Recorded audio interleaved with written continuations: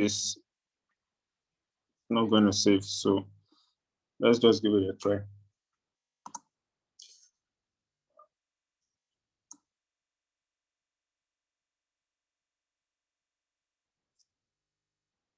Just a minute. Let me try again. Don't know why it keeps kicking me out.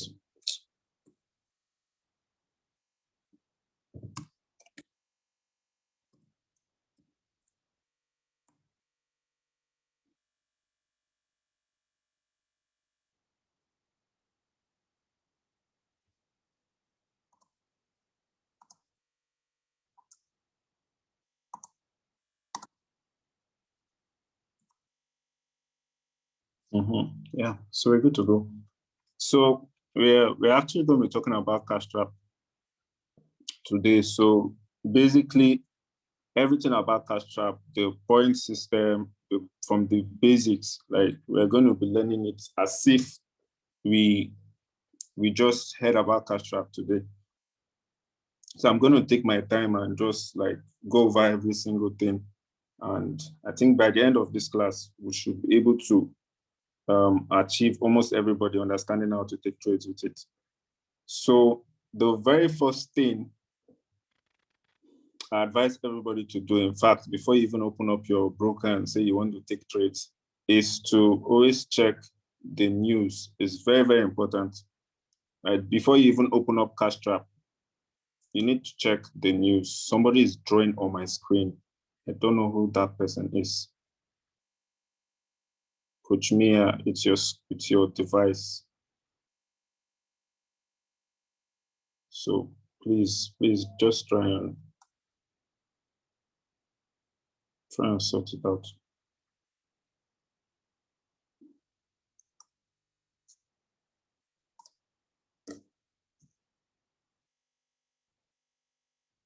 All right.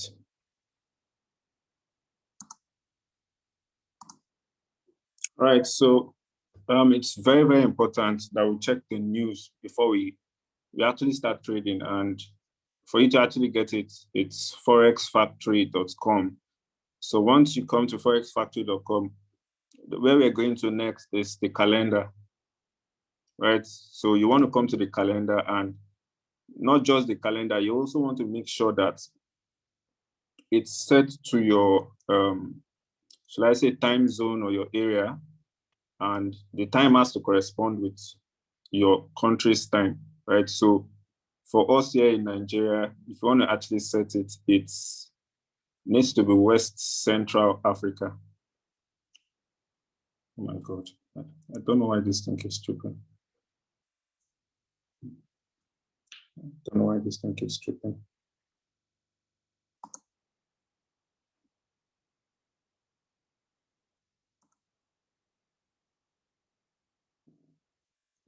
I'm coming. 1 minute.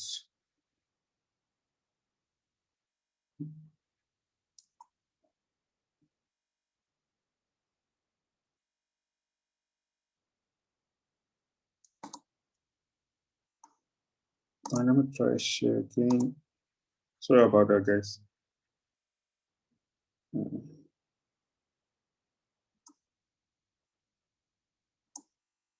All right, so like I was saying,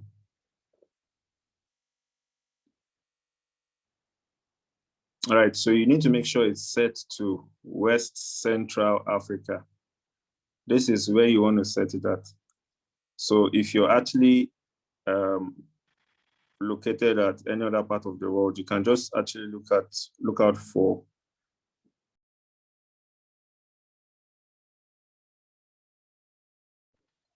guys. Give me 1 minute, please.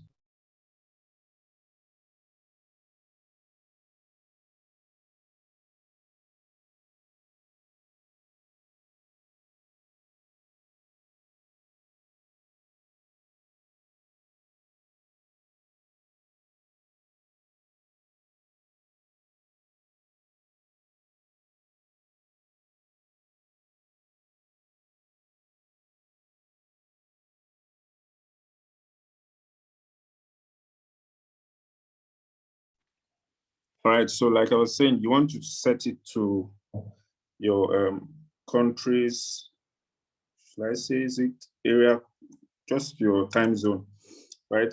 So for us in Nigeria, we set it at West Central Africa and click on the save button.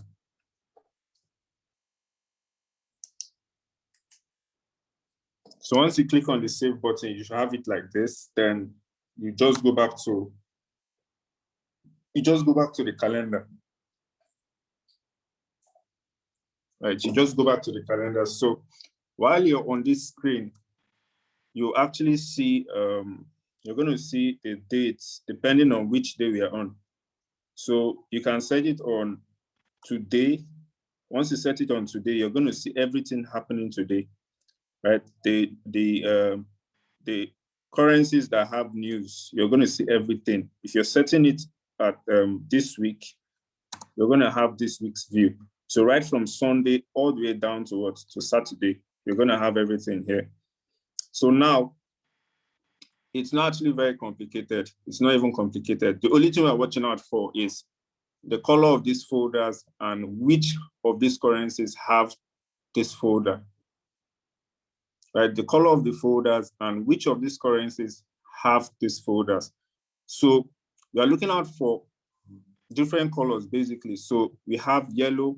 Once a currency has a yellow folder, it actually means that the news on this currency would have a low impact, right? A low impact, low to nothing. In fact, it's not even going to have an impact, right, on the market or whatever trade you're taking. So yellow is low impact, expected, or no impact. I just like to see it as, oh, I can take this trade, low impact. So pairs or colors you should actually avoid. It's the ash color. Once you see the ash color, bank holiday, right? You don't want to trade ash folders. You always want to avoid ash folders.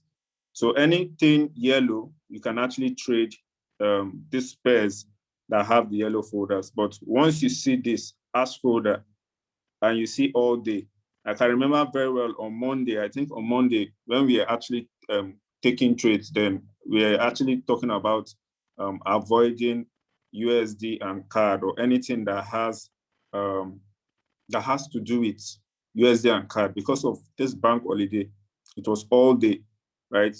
So the impact on this is going to be all day. So you want to avoid these currencies for the rest of the day, right? So we avoided that. Tuesday, we had yellow folders, yellow folders, yellow folders. But what happened? By 5:30 a.m., AUD had a red folder. So red folder on AUD simply means what? High impact. That means by around 5:30, right? In fact, me, once it's getting to 5, you don't actually see me looking to take this trade on AUD, right? See, it has a red folder, it has an orange folder. So if I'm taking a trade or if I'm taking trades, I'm just going to say, okay, let me avoid AUD because it has what? High impact news. You can take a trade for a buy on AUD USD or AUD JPY, anything that has AUD. You can be buying and next day it starts dropping, starts selling. It might have been a bad news or something that would have affected Australia, right? So you want to avoid AUD at this particular time. So the orange folder as well is what? Medium impact. Medium impact. So medium impact, I like to see it as it might disturb your trades, it might not disturb your trades, but to be very, very safe, you just need to avoid orange folders, you need to avoid the red folders, you need to avoid the what do you call it? The ash folders, right? So you just need to avoid it. So let me actually show you guys something last week. Let me go to last week. Now, last week was actually what we call NFP week. And the week is always very, very like scary. In fact, you don't even want to trade during the NFP week. NFP week is always first week of every month. So it's really, really disturbs trades. In fact, no matter how good your analysis can be, you can lose trades. You can have a 6-point trade. Oh, yes, it's supposed to sell at this point, but as far as it's NFP, it's going to mess you up. You lose trades, right? Look at most trades, most pairs just have this orange, just have this red. You can see on Wednesday, all day, all the pairs, red folders, right? So you don't want to go and be trading in this kind of market. Like, in fact, you just NFP, non-farm payout, something. Let me look at it. I think non-farm payroll, I'll be something like that. Payroll, non-farm payroll. So, I think I know that's what it meant. So on that week or every first week of the month, you just want to be very, very careful. In fact, if I was to say don't even trade throughout that week, but it's very impossible to avoid staying. People that are so addicted to making money, right? It's very, very hard for you to stay away from the market, but you want to really, really avoid trading during NFP weeks, right? Because you're going to lose your money. It's going to tamper with your account, right? So just like this, look at, so Friday again, look at USD, red folders, orange, AD has orange. And how do you know it's NFP week? I just said it, it's every first week of the month. Last week was the first week now of the month. So in October, the first week again is what? It's NFP week again, right? So you're supposed to do what? You're supposed to avoid it. Someone is drawing on my screen again.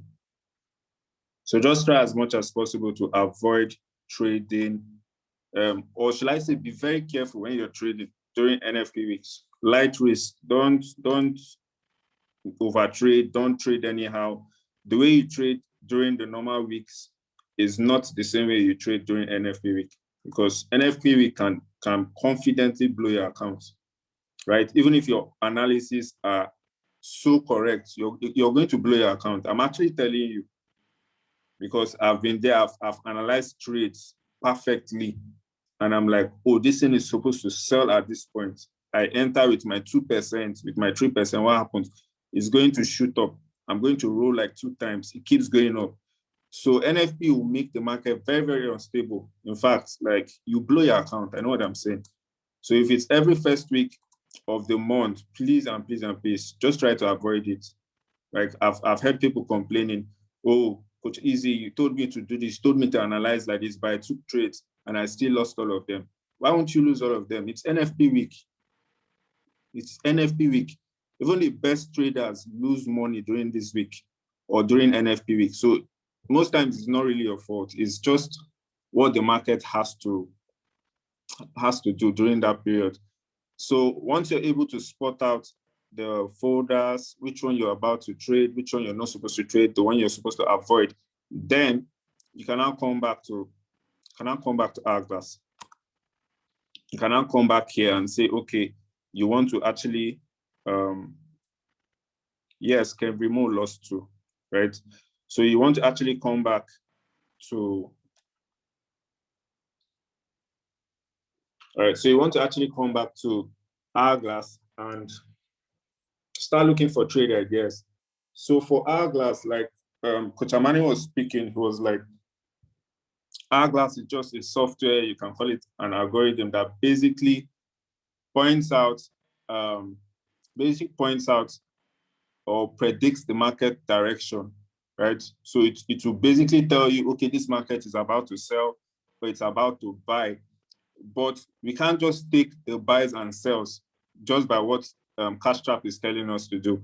We still need to take extra confirmations. We still need to confirm if it's actually selling or if it's actually going to buy, right? So normally you would have followed the arrow.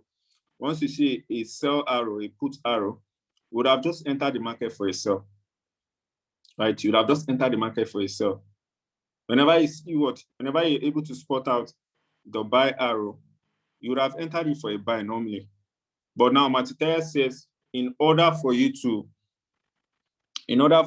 have, Cashtrap is trapping me. In order for you to have more wins or more chances of winning your trades, you need to go through the point system, right? There's this Cashtrap point system guide. So we're actually going to be talking about it. So if you're able to have about 3 points, right? So this is it. I just typed it out so that we don't have a problem with jotting down or anything. So this is everything, right? So we're just going to go through it one after the other. So for the Cashtrap points guide, now Matitaya says 3 points is what is a good trade. I know a lot of us know these things. Almost everybody on this call, we know these things. So 3 points, once you're able to identify 3 points, we have what? We have a good trade. We have a good trade. How many of us agree? Do we agree? 3 points, we have a good trade. 3 points, we have a good trade. Okay, some people are like, I don't know anything. Okay, it's your first time, no problem. All right, so 3 points, we have a good trade. If we have 4 points, if we have 4 confirmations, that means we have a better trade, right? So what if we have 5 points and above? If we actually have 5 points and above, we now have what? Great trade, or you can say that's an amazing trade. So when we are looking out for trades on Cashtrap, we should be looking out for what? 3 points, 4 points, 5 points and above. That's what we want to be looking out for. If we have 1 point, we have no business with that. If you have 2 points, you have no business with that, right? So 3 points, 4 points, 5 points and above, and we're good to go. So back to Cashtrap, right? So now this is the alert panel. On this side, we actually have different currencies, right? Different currencies, different trade ideas. So this actually updates every 5 minutes. So every 5 minutes, you're looking for a new trade idea. Every 5 minutes, you're looking for a new trade idea. Look at, this was actually 7 minutes ago. After 5 minutes, this one came up, right? Formerly, this one was a put, but now this is what? This is actually a call. Let me try to scroll down again. Let me show you another one.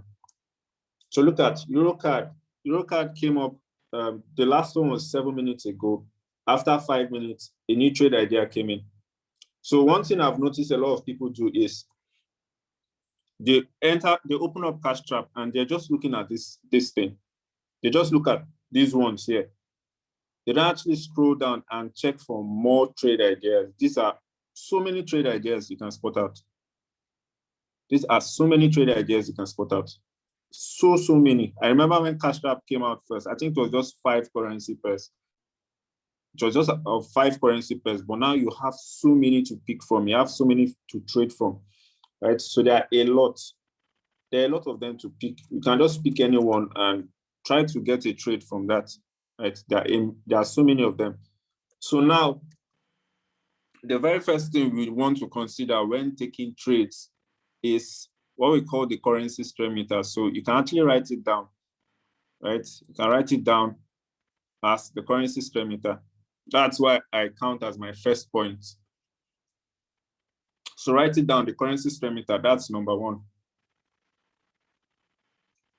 Currency strength meter, that's number 1. So if we have written that down, let me see you drop a 1. If we've written it down, drop a 1. So we can proceed.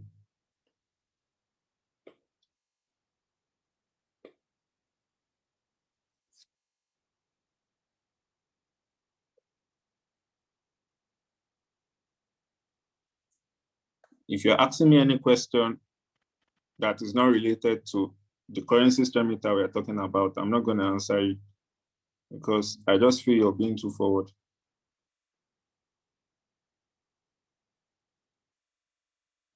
All right, so currency strength meter. So we have this rule, right? Look at USD JPY. USD JPY is a currency pair, right? USD JPY is a currency pair.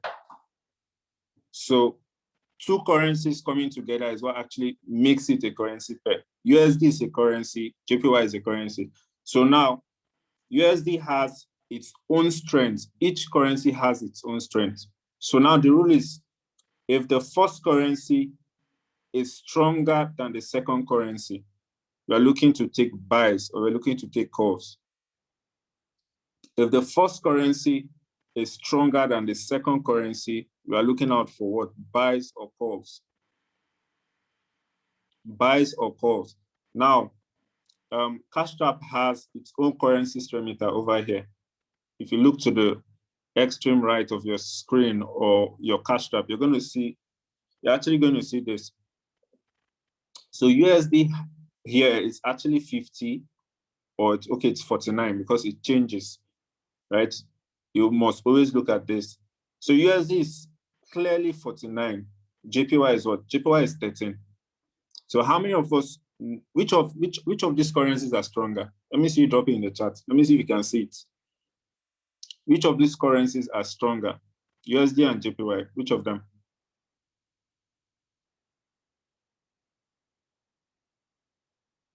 All right, so USD, obviously. So what do you think we should be looking out for on this kind of trade? Are we supposed to be buying or we are supposed to be selling? A call, right? A buy. So we are supposed to be looking out for a buy. We're supposed to be looking out for a buy. So, let me see. So we are basically supposed to be looking out for a buy. But now, guess what? Cashtrap is saying what? What is Cashtrap saying here?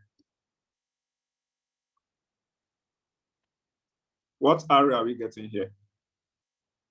The strength meter is telling us what? The strength meter is telling us to buy. But what Cashtrap is telling us to sell.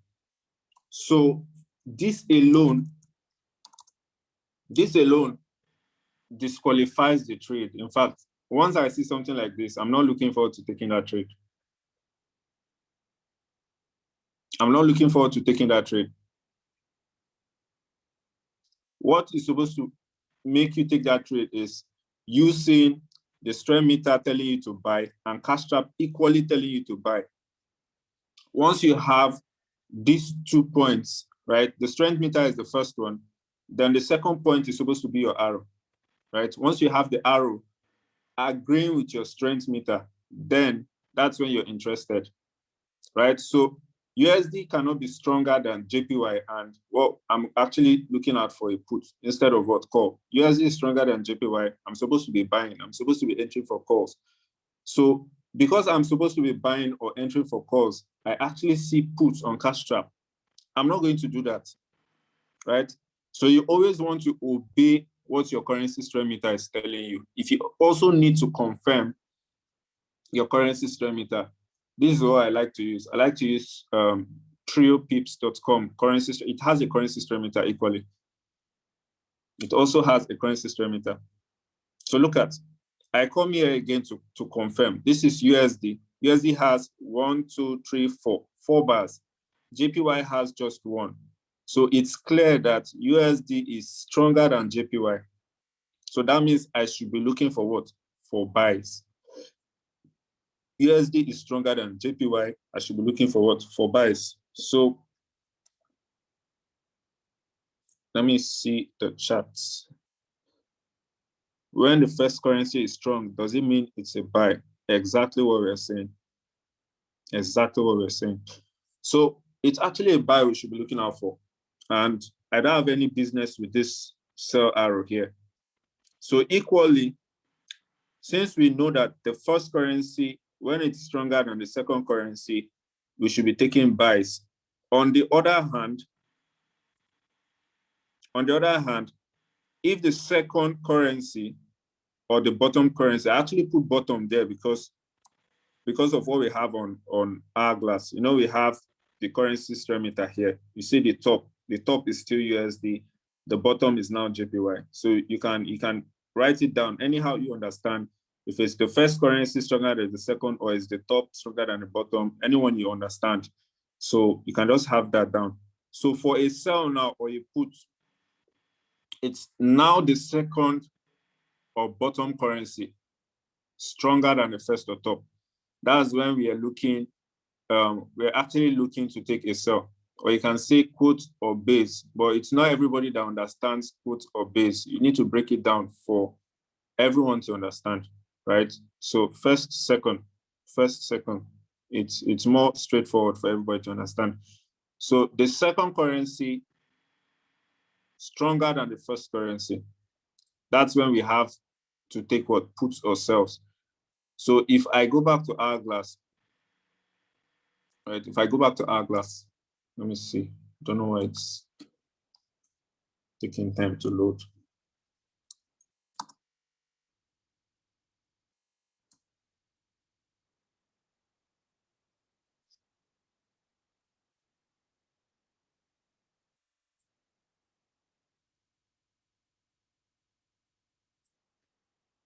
All right, guys, just give me a minute. Let me see what's happening to my network.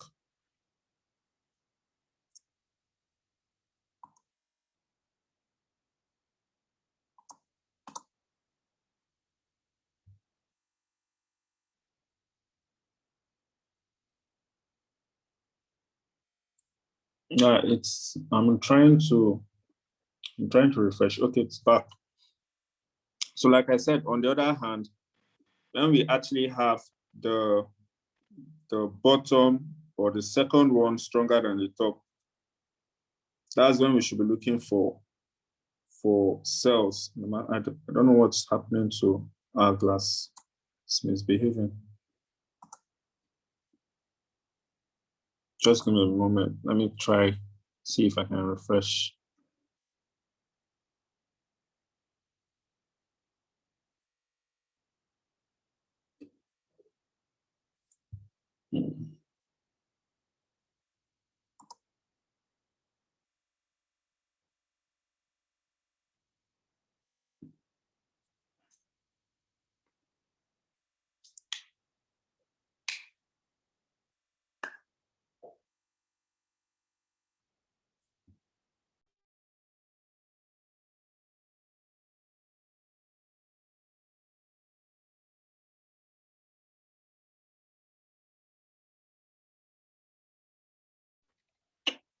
Is it just me or okay? I think it's back. I was thinking it was my network or something. All right, so like we're saying, top first currency stronger than second currency. We're looking for buys, we're looking for calls. And now let me actually see if I can look for something that has the bottom stronger than the top so that we can actually take that as an example. Okay, right. So somebody says NZD/USD, perfect. So something like this. The bottom, or let's say the second currency is actually what? USD 59. 59 is stronger than 36. So obviously for NZD/USD, we should be looking for what? We should be looking for sales. The bottom is now stronger than the top. We should be looking for sales. So it's not like the other one where we had the top stronger than bottom or the first stronger than the second currency. Now it's now the second currency being stronger, or you can say it's now the bottom currency being stronger. So now look at it this way, right? Let's say we actually have two people. The first person is NZD. He's at the top.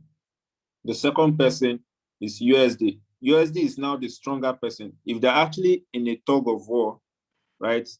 USD is trying to pull NZD down. NZD is trying to pull USD up. Who do you think is going to win? Who do you think is going to win?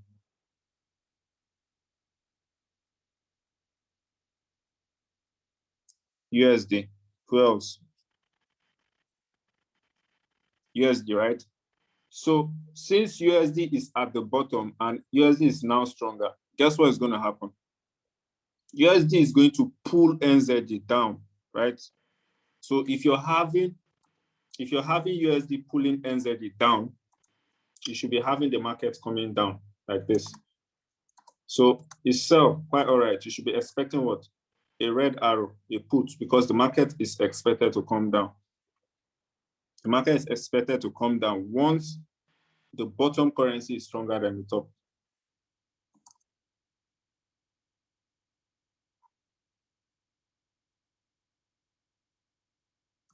Something like this now. GBP, JPY, same thing. Now, what do you notice? GBP is stronger than JPY. GBP is what? Is 56. JPY is just 17. What would you notice? You're going to notice this. The market is going to be going up because GBP that is at the top would at some point do what?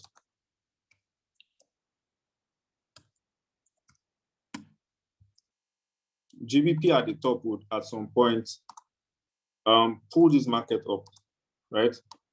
GBP would be in charge because GBP is stronger. GBP will try to like take the markets to the upward direction. So it's just like that. It's simple, right? You don't even need to think plenty about anything. Like I said, if you look at the currency strength meter and you're supposed to be selling, if hourglass gives you a call arrow, you have no business with that trade.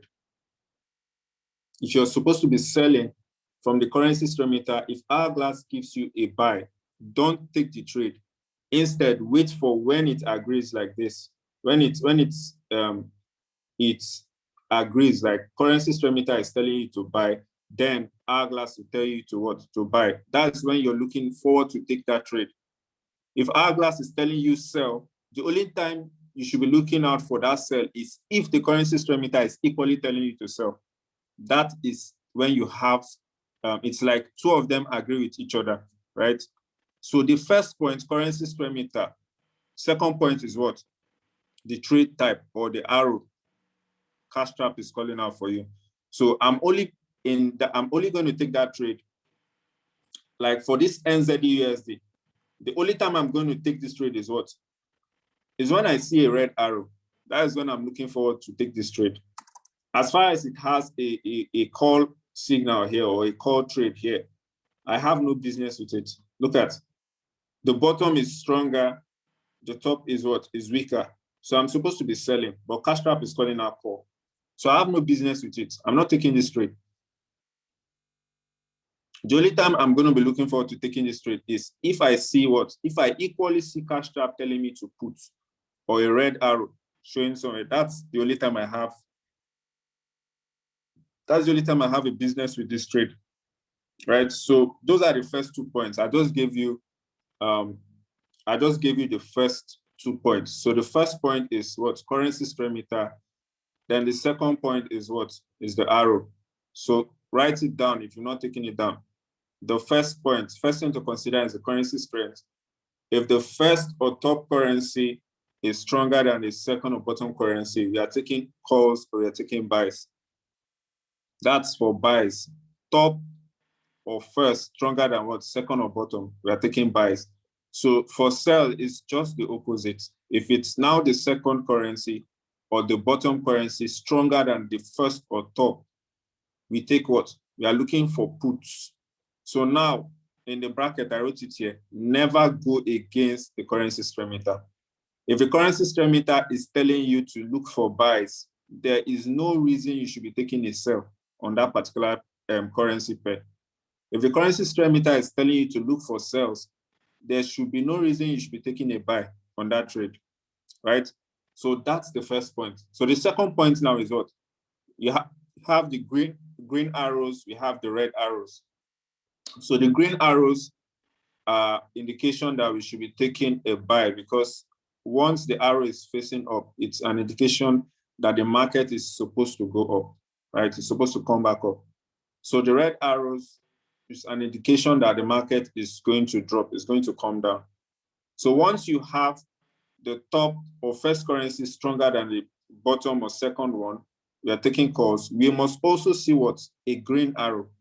If we don't see a green arrow, then trust me, you just have 1 point. You should not even look at these order confirmations. That's the safer way to go about it, right? That's the safer way to go about it. So you must always take or count 2 points if the strength meter and the arrow that's showing on Cashtrap agrees. So that's the only time you have two points. Once they agree, yes, you have 2 points. So you now look forward to what? 3 points. Remember, 3 points is a good trade.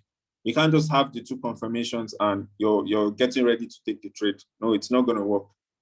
right? So you must have at least 3 points before you can say, okay, I want to take this trade, or I want to look into taking this trade.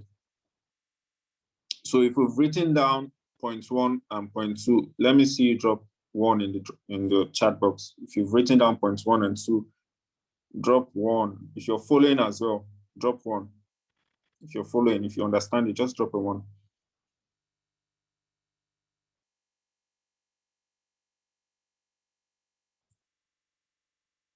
Kels, can we see how the arrow looks like on hourglass? This is the arrow right here. Look at it. All right, so for NZD USD, like I said, we're supposed to be looking out for sales, but the last arrow that came out was actually a buy arrow. So that's why we didn't have a business with that. Let me see. It's NZD USD. Come in, let me refresh. I don't know why Cashtrap likes doing this. So a lot of people understand and you're taking notes, okay? So let me just show us one more time the arrows, then we proceed. All right, so just look at this. Look at this one. USD JPY, clearly the top is stronger than the bottom, 51.19. We're supposed to be taking buys. So now Cashtrap is also telling me buy or call. This is clearly 2 points, right? This is what I'm looking out for. I shouldn't be looking out for something like this, the former trade. USD is stronger than JPY. We are supposed to be taking calls or buys, but I'm now getting what? I'm now getting puts. I have no business with this, right? When I see something like this, strength meter tells me to buy. What Cashtrap is also telling me to buy. I have a green arrow pointing up. Buy. That is when I have a business with this trade, right? So if I don't get something like buy, I have no business with it. So that's the second point, right? The currency strength meter, first point, the arrow, the second point. So now let's move on to the third confirmation. Let's move on to the third confirmation. So guys, it's very, very easy to understand. The only thing we're looking out for here is just colors. Green represents what? Buys. Reds represents sells, right? So for us to actually get what do you call it? To get 3 points, we're looking for 3 green confirmations. If the currency strength meter, the first one is stronger than second, that's green, right? The market is going to come up. That's already a green confirmation. Or you can just say, yes, your first point, quite all right. So 3 points, we're looking for 3 greens. 4 points, we're looking for 4 greens for buys. 5 points, it's 5 greens. So if it sells, you're looking out for, everything must be red, red, red. Everything must be red, red, red. So you can actually see now that the currency strength meter told us what? To buy. Cashtrap told us what? Buy. Now, if you look at what's the color here on this alert, what's the color here? It's actually green, right? For sell, you're going to see red. So buy represents green. I actually have green here. Now you see, it gave us a buy arrow. What do you notice? The market is already shooting up. The market is already shooting up. And this trade was a 3 points trade at some point. It was actually 3 points. It was showing 3 points here. All right, a trade like this that came here, you would have taken it and you would have cleared. So now your third confirmation is what we call support and resistance, right? So I don't want to make it complicated as well. Like I said, even if you're just joining this class today, you should be able to understand to an extent.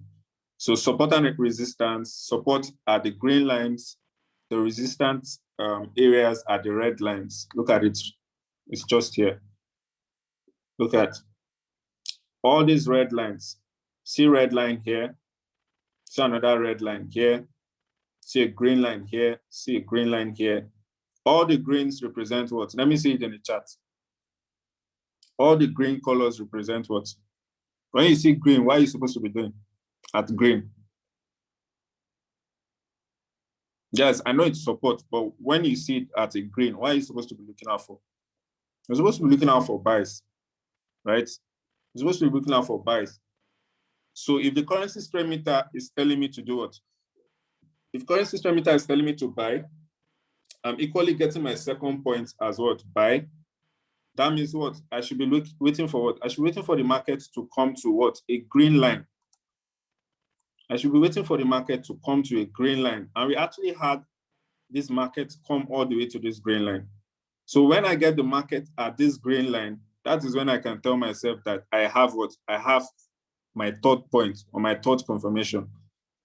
So this green line here is what? This is my third confirmation for a buy. So immediately I see this candle. Once I can spot out this candle, right? Once I can spot out the market coming towards this green line, once I see it here, around this area, that's when I should be taking what? I should be taking my buy, because at support areas, the market is supposed to what? It's supposed to bounce. It's supposed to behave like something like this. The market comes down to a support and what? You're supposed to see something like this, a rejection. You're supposed to go back up, right? So look at, even if you took the trade somewhere around here, you should still be in profit. So 3 confirmations, currency strength meter, 1 point. The arrow is what? 2 points. We had the market come to a green line. So this green line makes it our third confirmation. And that's what 3 points for a buy. So do we all understand it? Is it explanatory enough so that we can move over to sells resistance? So if you understood that, let me see you drop a 1 or a yes. Let me see you drop a 1 or a yes in the chat.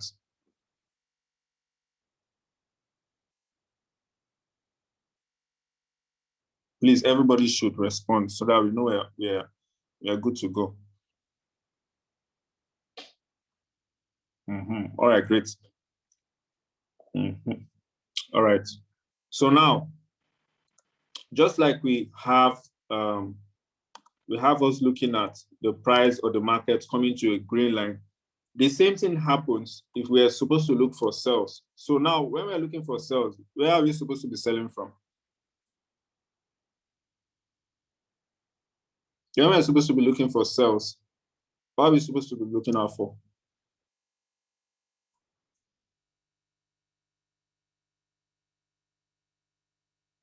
Red line, right? Resistance. Red line, resistance. So if the currency strength meter is the other way around, we have the bottom stronger than the top, we have a red arrow or we have puts here, what we're supposed to be watching out for is what? Price to come to where? The red line. Once the market, see, the market is trying to come there. See this candle is trying to shoot all the way up. So I should be looking for a sell at the red line. It's very, very simple.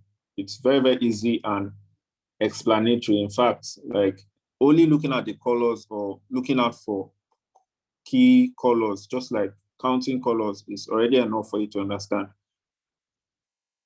All right, so for a market that we're supposed to be selling, it's red, red, red. Everything we're considering is supposed to be red. Let me actually look for an example for sell. All right, so NZD/USD, something like this. Where is it? Where is this? I'm coming. Let's see. All right, so NZD/USD, perfect. Now this is it. So for NZD/USD, we have it that the bottom is stronger than the top. We have USD at the bottom, 60. Now NZD is what? NZD is 28. Now we equally have Cashtrap telling us to sell, right? So my third point is going to be where? It's going to be this red line here. I'm waiting for the market to come to this red line. So once I see it at the red line here, that is when I'm interested. That's when I can say, okay, let me take the trade, right? You simply take the trade from this red line on your broker, but I'm not going to talk about taking a trade on the broker now. So when we're done with the whole point system and everything, when we're done with understanding it. So this is basically where I want to sell from, this red line. So if the market is not yet at the red line, I am not doing what? I'm not going to sell. Instead, I patiently wait for the market to come to the red line. Do you guys understand? I patiently wait for it to come all the way to this red line. That is when I can now say I have a 3 points trade. Peter, what don't you understand? Write it in the chat. Write it in the chat. What don't you understand?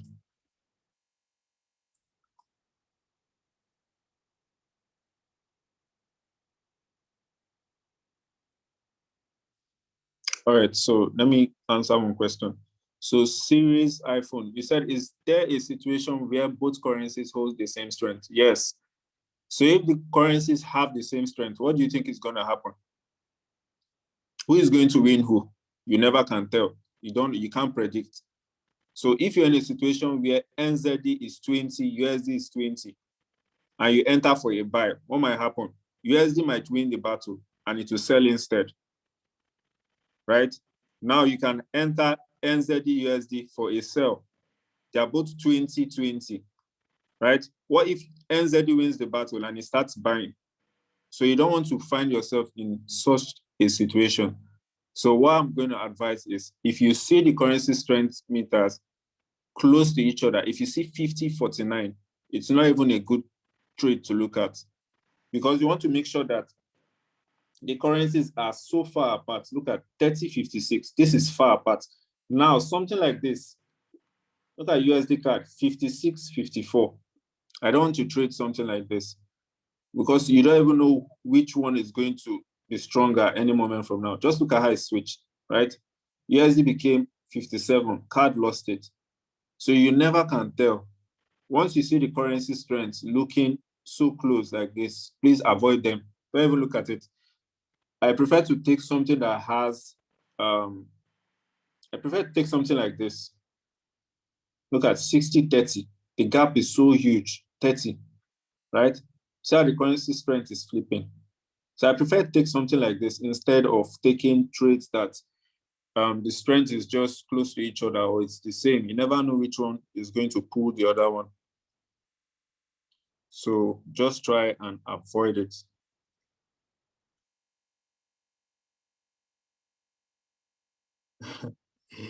Guys, it's combat.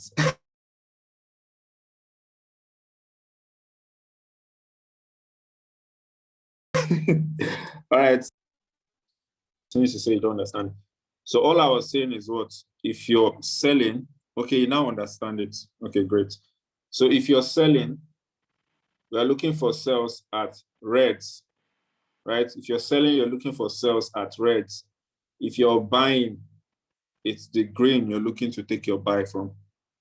So that's just it, right? Sell is red color, buy is what?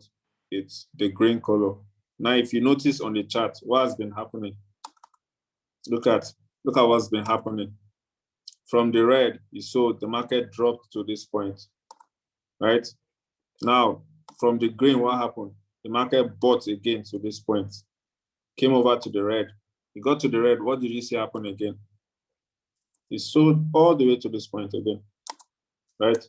So it's just like that. So at the greens, you're buying. When it comes to the red, you sell. At the greens, you're buying. When it comes to the red, you sell. Green, you buy. Red, you sell. So like I said, it depends on the currency strength. The currency strength meter is going to determine what you'll be looking for in that trade. So if the currency strength meter is telling you to buy, every single thing you're doing is green. Every single thing you should be looking out for is green. Do we consider only the support and resistance lines on correct candle? Yes. That's what you're looking out for now. You can't be looking at a past candle and this will determine where you enter your trade from. It's right here. It's right here. So Kels, how do you know how long it will take a sell to come to a buy? You don't know how long it's going to take. Just look at your strength meter. That's what it's going to determine. We can't predict whether, we can't even tell whether this market will start buying or it will start selling. The only thing that should guide you is if the strength meter is telling you to sell, then you don't have a business with buy in the market or on this trade. Just obey this. Sell, what? Sell, red line. That's all you're looking out for. When you start asking all these questions, you end up confusing yourself. Just try and understand these basic things.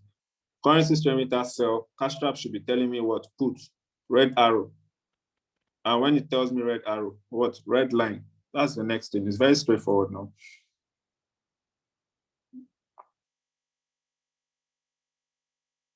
How many minutes do you advise one to trade? This strategy is based on 5 minutes. So your trade should be always 3 minutes. Always take 3 minutes trades. If you're trading with Cashtrap, it's 3 minutes. It's always 3 minutes. So take your 3 minutes trade, fixed time on, and that's it. So now, how many of us have written it down? So point 3, support line is the green line. We take buys.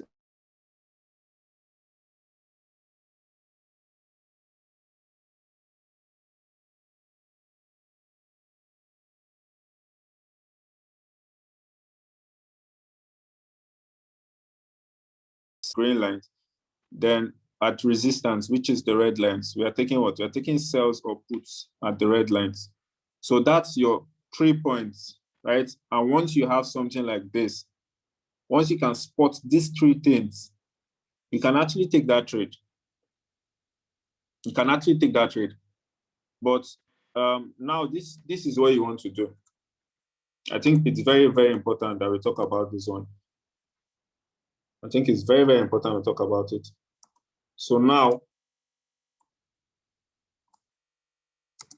where you can identify a 3 points trade, what you want to be taking there is you're only willing to risk what? 1%, right? You want to risk 1% where you can find somebody is drawing on my screen again. So 3 points, you're looking out for 1%. You're looking out to risk just what? 1% of your account, right? So when you can spot 4 points, you're risking 2%. Then where you see what? 5 points and above, then you can say, okay, let me risk what? 3% of my account. So this is how you can equally share your risk based on what or how many points you have there. Just give me a moment. Let me erase all these things.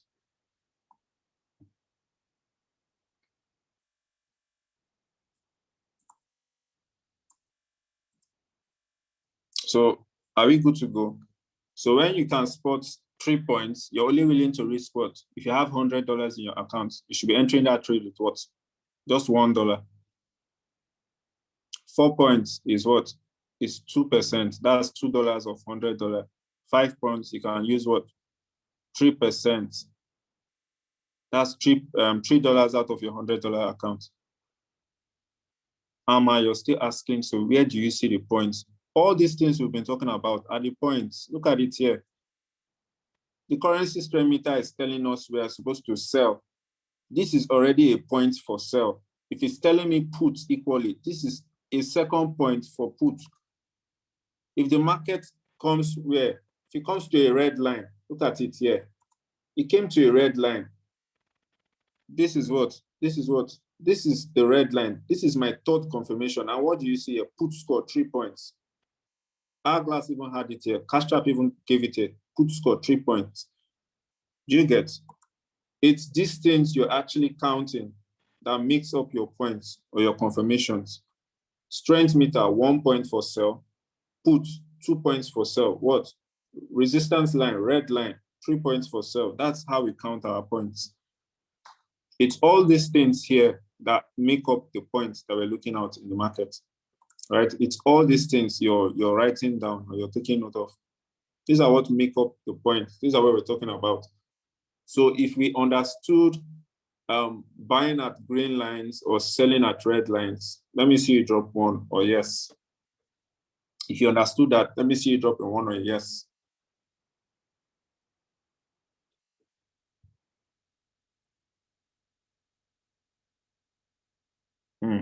Okay.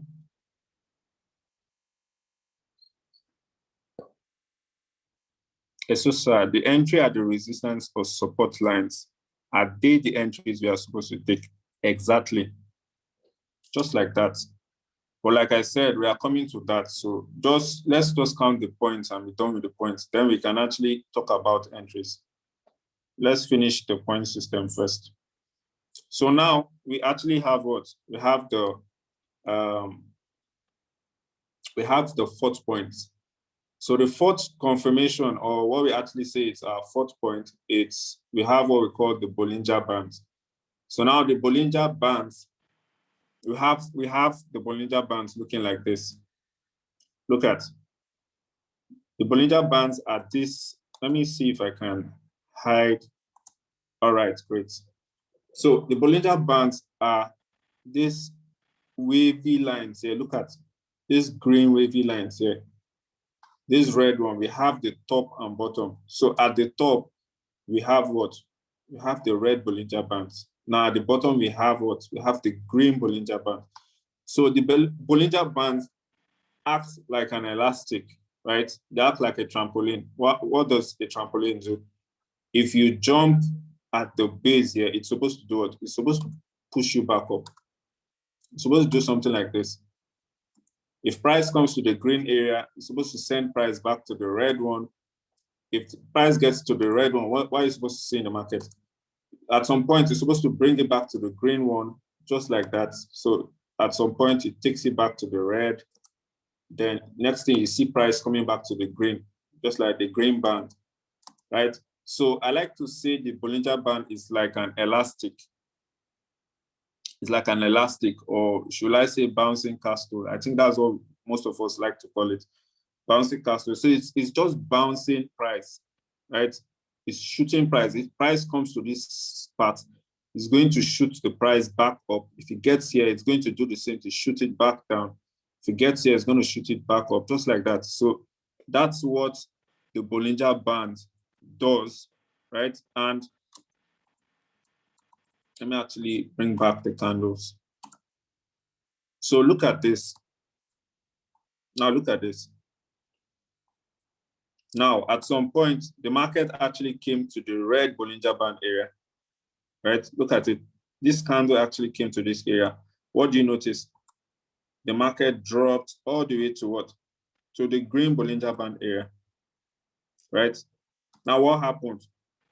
It came all the way up here again to a resistance. What happened again? The resistance brought the market down to this green Bollinger Band area and its support. And we saw that the market started doing what? The market came back up, right? The market came back up. It hit a resistance again. What happened? The market came down to this green Bollinger Band area. And after it came back here, what happened again? Same thing. Market came up to this area again. So you see that the Bollinger Band is also doing what? It's also sending the price back. It's also sending the price back. It's just doing the same thing repeatedly, right? So as it got to the right side, what now happened? It came all the way down. It came all the way down. Look at it, it's here again, right? So it's just an indication that if I'm looking out for sales, where I should be counting as my fourth point is if I have the market coming to this red band area. If the market comes to the red Bollinger Band area, that's where I want to go. That's where I want to be looking out for sales. Something like this. Look at, it came here to the red Bollinger Band area. Look at here.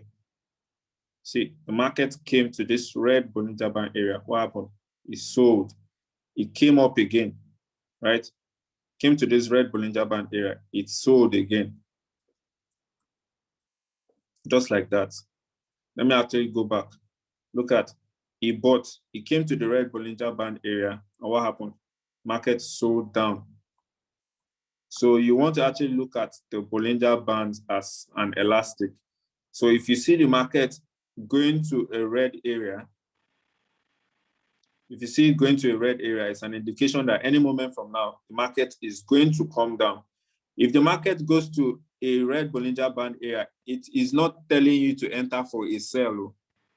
Do you understand? I'm not trying to say, oh, once you just see it here, enter sell. It's also an indication. It's part of the confirmations that this market should be coming down any moment from now. I'm not trying to say that, oh, if you see it here, sell immediately. No, that's not what I'm saying, right? Look at this candle here. It got to the red Bollinger Band area, but what happened? It didn't actually sell, right? This market still had to come all the way up, look for a previous resistance, or like we can call it a former support, which is now a new resistance, right? It still had to look for a strong resistance before it started selling. So you also notice that there must be a resistance there, a red line, third point before what? Oh, it's still around what? A red Bollinger Band area.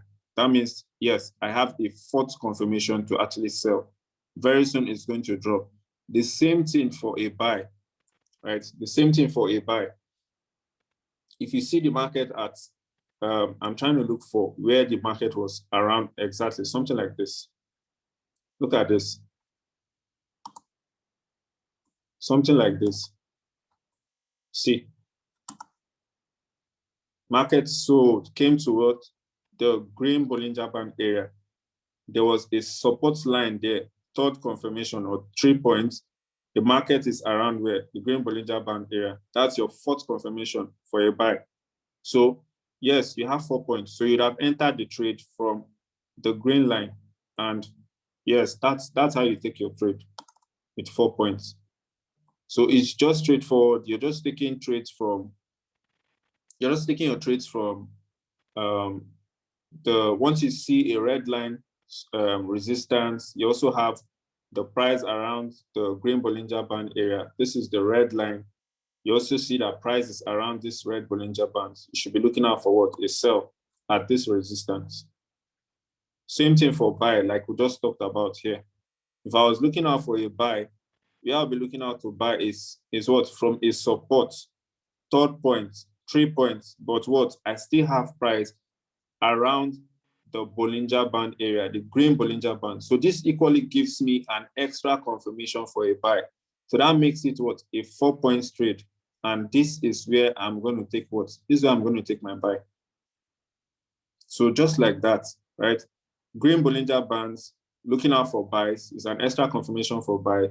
Then when you have the price at the red one, it's an extra confirmation for what? For sell. So it's very, very, very explanatory. Something like this. Look at what is happening now. The market is currently where? It's currently in the green Bollinger Band area. But now, this market is not going to buy if the currency stream meter is not actually telling that it's going to buy. Look at this. GBP USD, the bottom is still stronger. We have 64. The top is 53, right? So this is still a sell signal, right? Sell, it's telling us to sell. We have a put, right? We have a put. So it's when we have what? The top bigger than the bottom. That is when you should be looking out for taking a buy from this area. But since it's a sell trade, you have no business with buying, right? Where you should be looking out for sales is what? The red lines, the red Bollinger Band areas. So that's just it. So how many of us understood and what I just explained? If you actually understood, let me see you drop yes. If you have a question, drop your question in the chat. So if you have a question, drop your question in the chat.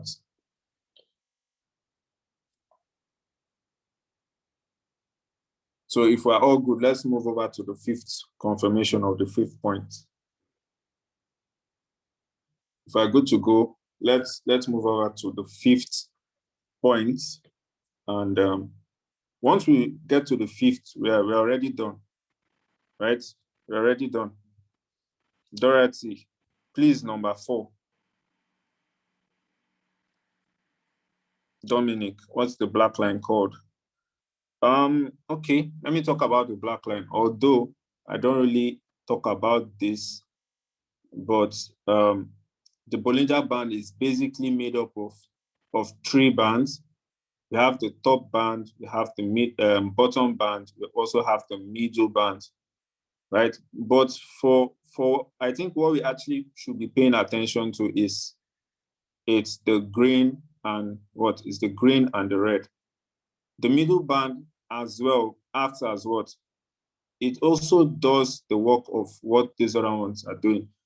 Once price comes to the red band, what happens? It actually sends the price down. By the time it comes to the green band, it sends the price up. Now, at some point, this black band also acts as support and resistance. Sometimes the market can be coming from the bottom and it hits the black band. Look at this. Market is coming from the bottom, it hits the black band. What do you notice? What do you notice? There's a small rejection, right? See the market actually rejecting. There's a small rejection. It hits here, it sells for a bit. It finally breaks through, just like that. It comes here again. It goes up again. It comes here again. It's bouncing on the middle band, just like that. So most times the middle band is also going to act as something that is resisting the market at some point. Right? But for basic understanding, I don't like to talk about the middle band. I just want to make it so simple. Once you see the market at the green, okay, buy. Once you see it at the red, you sell, right? So, like I said, just listen to the basic one you're supposed to understand. Maybe when you're now good with Cashtrap, you can now be looking, okay, let me see how the black one is now reacting in the market. All right, but for now, just focus on red sell, the green one for buy, so that you don't confuse yourself. You don't start looking at so many things when you want to take a trade. Please, am I correct? If the resistance line all lie on the red Bollinger Band area, Oladimeji, let me see what you're saying. Oladimeji, answer me in the chat box. Red color signifies what? When we see red, what are we supposed to do?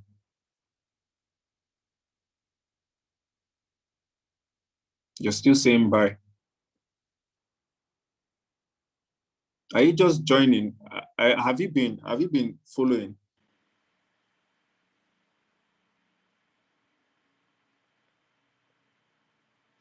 You understand. So why are you saying buy for red? There's some resistance that has gone below the Bollinger Band. Does it mean you can't take a second trade if it's still on the sell order? I don't understand your question, but there's nothing like second trade. Allow your trade to clear. And that's just, man, some of these questions, like, man, it confuses me as well. Just try and stick to the simplest thing. Don't complicate things for yourself. Just as easy as it is, that's how you trade and make your money. Once you start asking other things inside the simple thing again, that's how you confuse yourself and you start losing money. Yes, so Oladimeji, you're correct. So sign of sell. So I hope we're good with the 4th point, Bollinger Band, the green area for buy, the red area for sell. So once price comes to the red area like this, we're looking for what? We're looking for sell. By the time it comes to the green area like this, it's a confirmation that we're looking for what? It's a confirmation that price will soon go back up, right? But like I said, if the currency system meter is telling you to sell, you have no business with taking a buy, right? The only place you should be looking out for is for price to come around this red area, this red Bollinger Band. If you're looking for a 4th point, for price to come around here. So if everybody understands this part, let's actually go to the 5th point. So the 5th point is what we call what? It's what we call the DMI. Now, this one is very, very simple. It's very, very explanatory. So we are still looking for colors. We're looking for greens. We're looking for reds. But now on the DMI, we actually have it showing us letters, right? So it's self-explanatory. Where you see a green B, it means that you should be looking out for what? For buys, right? If you see a green B, we're looking out for buys. If you see a red S, it's an indication that what? we should be selling, or we should be looking out for sales?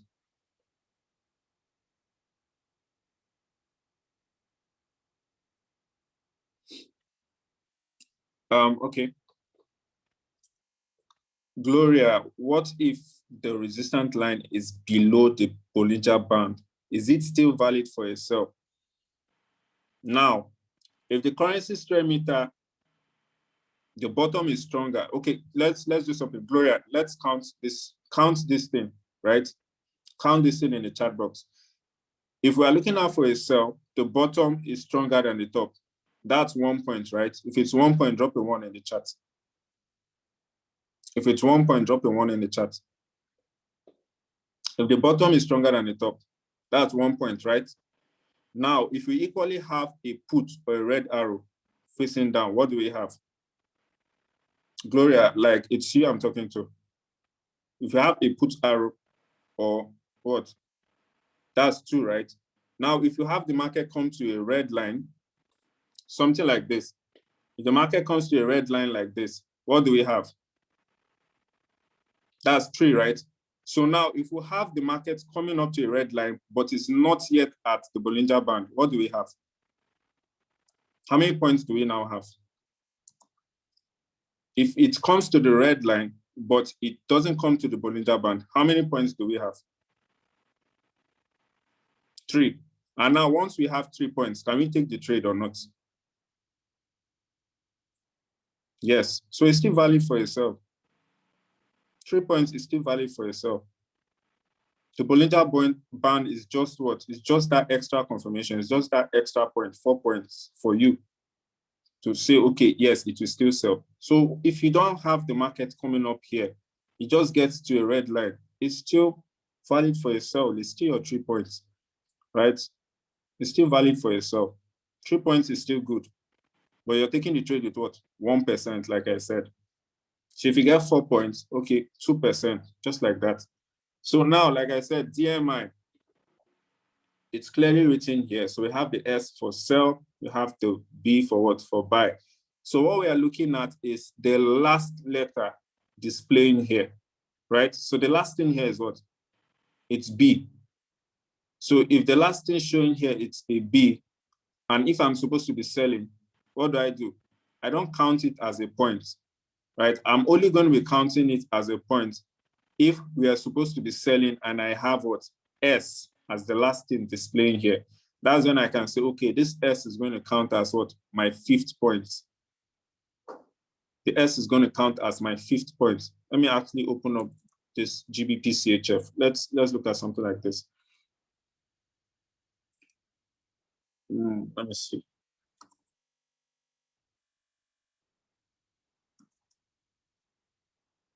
All right, so something like this. GBP is stronger than CHF. So look at it here. Clearly, we should be buying, and we have a B here.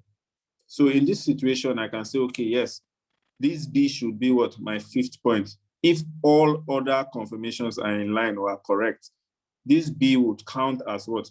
My 5th point. If we're looking for a trade that has the bottom stronger than the top, let me see if I can find one that has the bottom stronger than the top. Let me see, AUD. I'm looking for the one that has an S showing there. Let me see. I'm trying to find one that has an S. All right, perfect. So something like this, right? Something like this where I have the S as the last thing displaying here would actually be what? Would actually be what I'll be looking for what?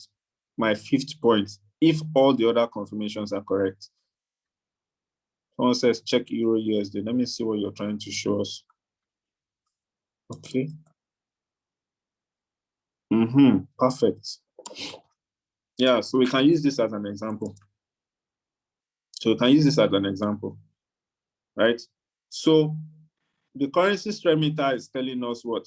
Euro is stronger than JPY. We should be looking out for buys. But now what happens?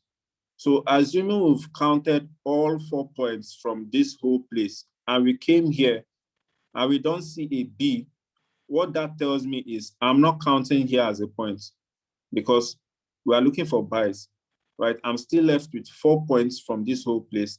By the time I come down here, looking out for a B that's supposed to be my 5th point, I don't get the B. I actually get what? S instead. I am still left with 4 points. I don't count this as a point. I only count this as a point when I get green, green, green, buys, buys, buys, and I get here and I equally see what? I see a B, something like this. I see it at the last thing displaying here. That's when I can now say, okay, I have a 5th point. Perpetual, or is it Amara? Is that understandable now? Do you actually understand it? Aisha, what if we already have 4 to 5 points, but the currency does not agree? Can we go ahead with the trade? Because I see emphasize on the currency instrumental. You've already answered yourself. Because I emphasize on the currency instrumental, that should tell you that you should not go with the trade. The currency instrumental is the first thing. So you cannot skip the currency instrumental and look at 5 points here and you enter because you saw 5 points. You must start from the currency strength. You don't want to see 5 points for buy. The currency strength is showing you strong sell. Then you enter for buy and the market starts coming down and you lose the trade. So always take trades that the strength agrees with whatever you're doing, right? So don't go against the currency instrumental. So the 5th point is the DMI. We just spoke about the DMI. So green, when you have a B that's green, you're looking out for buys or calls. Once you have the S, right, or the red S, you're looking out for sells. So aside that, if you've written down from points 1 to 5, drop 1 in the chart so that we can proceed to point 6. If you've written that down, let me see you drop a 1 in the chat.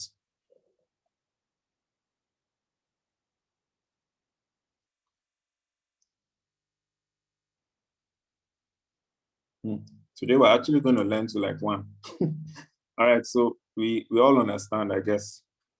So everybody with their 1s, okay, great. So now the 6th confirmation is Ifunaya recap 5. All right.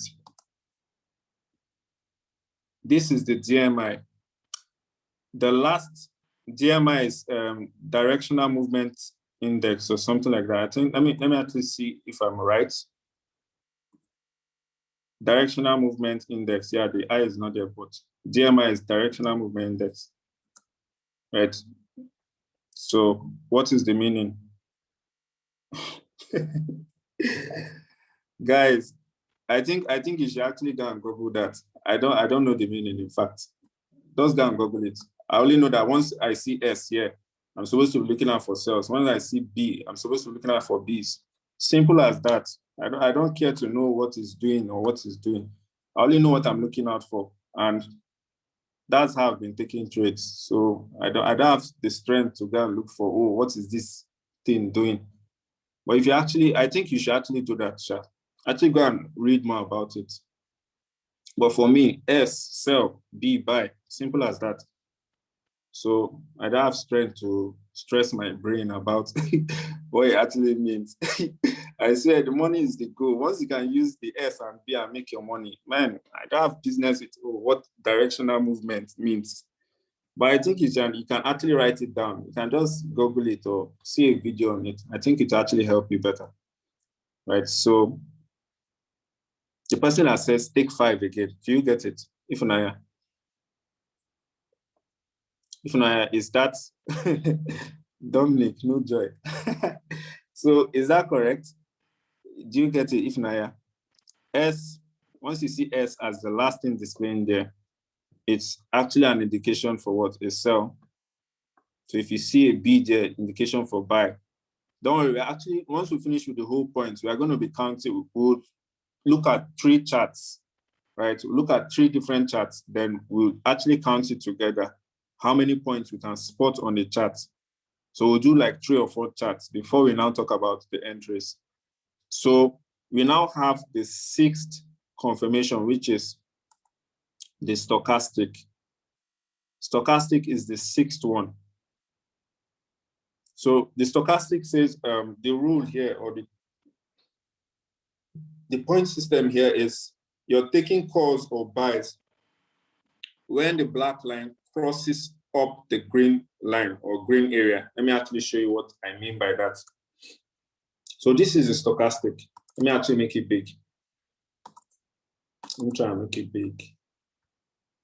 All right. So this is how the stochastic looks like, right? So it's actually doing something repeatedly.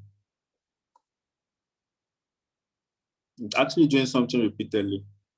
So at some point, you're going to see it's coming from this red area. It's coming all the way down to the green area. When it comes to the green area, what does it do again? From the green area, it's going to do what? It's coming back to the red area. And from the red area, at some point, you're actually going to get it coming back where? You're going to see it coming back to this area, the green area. So it's just, it's an easy explanation. It's a very, very easy explanation. So the black line you can see here is just a representation of the price or the market, right? If the stochastic is in the green area, it's trying to tell you that, okay, the buyers, this market is in the buyers, shall I say it's in the buyers zone, or the buyers are now in control of the market, right? If you see it here in this green area, it should tell you that the buyers are now in control of the market, right? So if the sellers should be in control of the market, you're going to see the stochastic come all the way up to this red area, right? You see it come all the way up to this red area. Look at all these red areas are the sellers being in control of the market. So now, if I was looking for buys, where's the best place I want to be taking buys?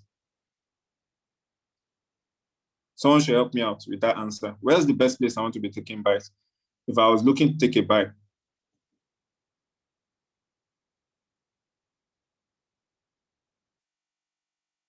Down the green area, right? So now we also have it that when the market, right, or when this black line has left the seller's side, it's selling, it now gets to this green area. We also have it called what? Oversold. The market has oversold, right? It's sold from this area, but when it has sold up to the extent of entering into where the buyers are, it is oversold, right? The sellers, they don't do too much, so they don't enter buyers their hand. Understand it that way, right? It's now oversold. The same thing with when the market goes up to the sell area here. The sellers now take over. You now say that the market is what? Overbought. So once it crosses this red line, we now agree that this market is overbought. The sellers have now taken over. So the best place for you to take a buy, you should actually see this black line come under this green line. Once it comes under the green line like this, you now know that, okay, the market is now in the buyer's hands, right? So where you should be looking out to take a trade is when you see this black line facing or crossing this green line, right? When you see it facing up like this, it's pointing up. Look at, you see it pointing up from here, right? It's going up like this. That's now your what? That's now your 6th point or your 6th confirmation for a buy. You see it crossing up like this. This is when you should have taken the buy, or you should have counted it as your 6th confirmation for a buy. So now, if I wanted to sell, this is what I would have been looking out for, right? Look at this. It's bought all the way up to this area. It's now overbought. So once this black line is doing what? It's crossing back down. It's facing down. It's crossing back down. This should be my what? This should be my 6th point for a sell. So if everything I'm looking at in the market is telling me what? Sell, sell, sell, right? Immediately I see it crossing down, something like this. Let me actually delete all the drawings. Let me see if I can. Perfect. Something like this is what I want to see.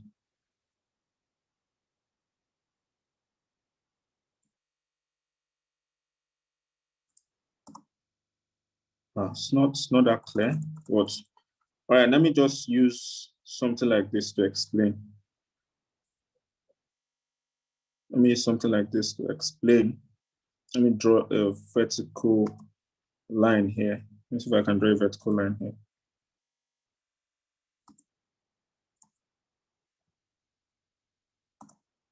All right, so let's make it black, or let's make it blue, right? So at this point, look at this candle here. Let me shift this line first. Look at this candle. It actually came to what? It came to a resistance. It came to a red Bollinger Band area. What was that? That was 4 points, right? We came down to what? The DMI, we had an S. So now, if we're actually looking out for what? The stochastic, what do we also notice there? We also notice that what? The black line here on the stochastic started crossing down the red line. This would have been my 6th point.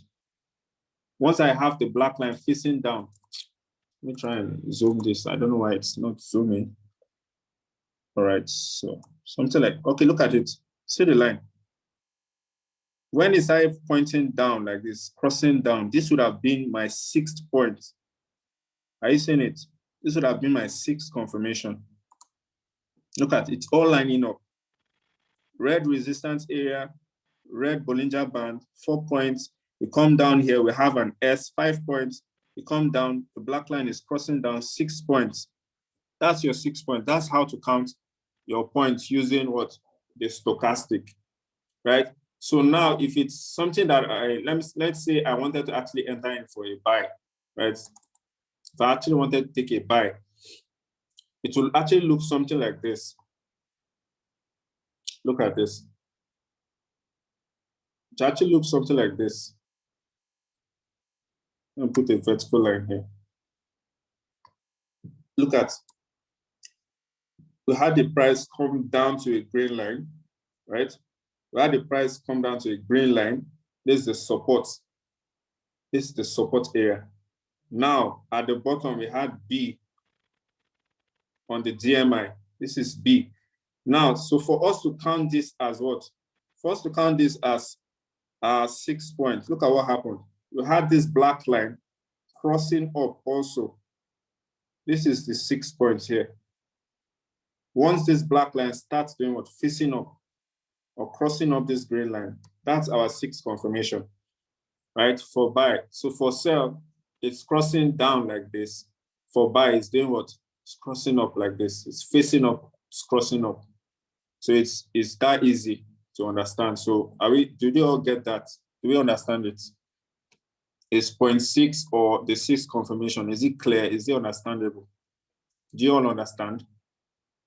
Right? So this is sell, crossing down like this, sell. Then for buy, look at crossing up like this, facing up. This is for buy. So let me actually zoom out again. So this is it. Look at, you just see the black line crossing up. You know, okay, 6 points for buy. For the sell, what happened here?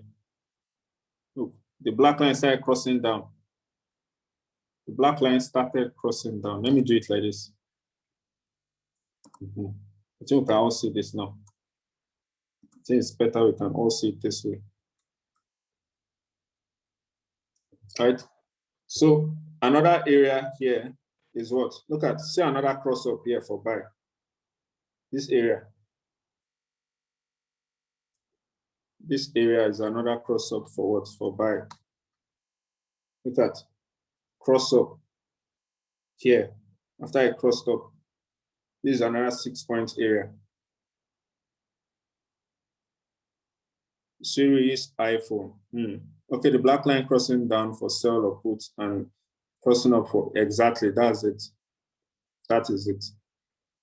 So that's all you're just looking out for. So look at, see so many crossing down, right? See these areas. Look at this area, black line crossing down, your point for sell. Crossing up here, look at it here again. Crossing up, your point for what? For buy. Your point for buy, cross up, cross down, point for sell. See another one over here, right? cross down, point for sell, cross down, point for sell. That's what you're just looking out for on the stochastic. On the stochastic, this is what you're just looking out for. Okay. This is what you're just looking out for on the stochastic. You're looking out for cross up like this, cross up. Once you have crossing up from the green area to the top, that's your point for. That's your 6 points. This is what you're looking out for. Look at this one. You have a B. It came down here again. You have a cross up. That's your 6 points. So that is just what you're looking out for, right? So 6 points. We now have the 7th one. So the 7th one is the RSI. So guys, please take down notes for 6. So if you've taken it down, just drop a 1 in the chat so that we can proceed, right? If you're good with that, drop a 1 in the chat so that we go over to the 7th one. So once we reach the 8th, we are done with the whole point system. Once we reach the 8th, we are done with the whole point system. Only 4 people understand and they're good to go. What?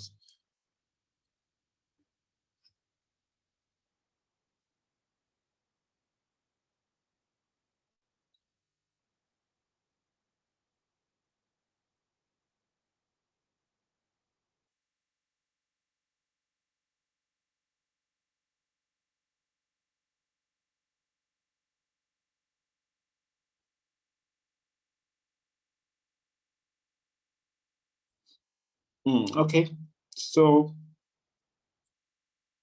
enjoy. All right, so now let's move over to the 7th one. So guys, the 7th one, we're not really going to dwell on this because the 7th one, the RSI behaves exactly like the stochastic. It's not different. It's the same thing you're looking out for. So that's why I actually wrote down exactly what I wrote there, right? Take calls or buys when the black line crosses up or faces up the green line. Take puts or sells when the black line crosses down or faces down the red line. It's the same thing I wrote here because they all behave the same way. The stochastic is this one. Now the RSI is the one beneath it. The RSI is the one beneath the stochastic. So it's the same thing we're looking out for, right? Cross down indication for sell. That's your 7th point. By the time it's crossing up, when you're looking out for buys, it's the same thing. The stochastic, the RSI are the lines under the stochastic. Yes, this one. This is the stochastic. This is the RSI.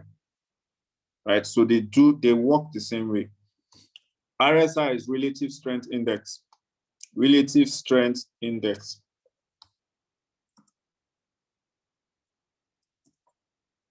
Relative strength index. That's what RSI means.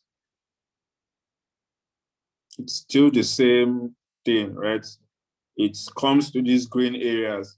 It's trying to show you that, okay, it's now the buyers in control of the market, or it's now in the market is the buyers now have more strength in the market or something like that.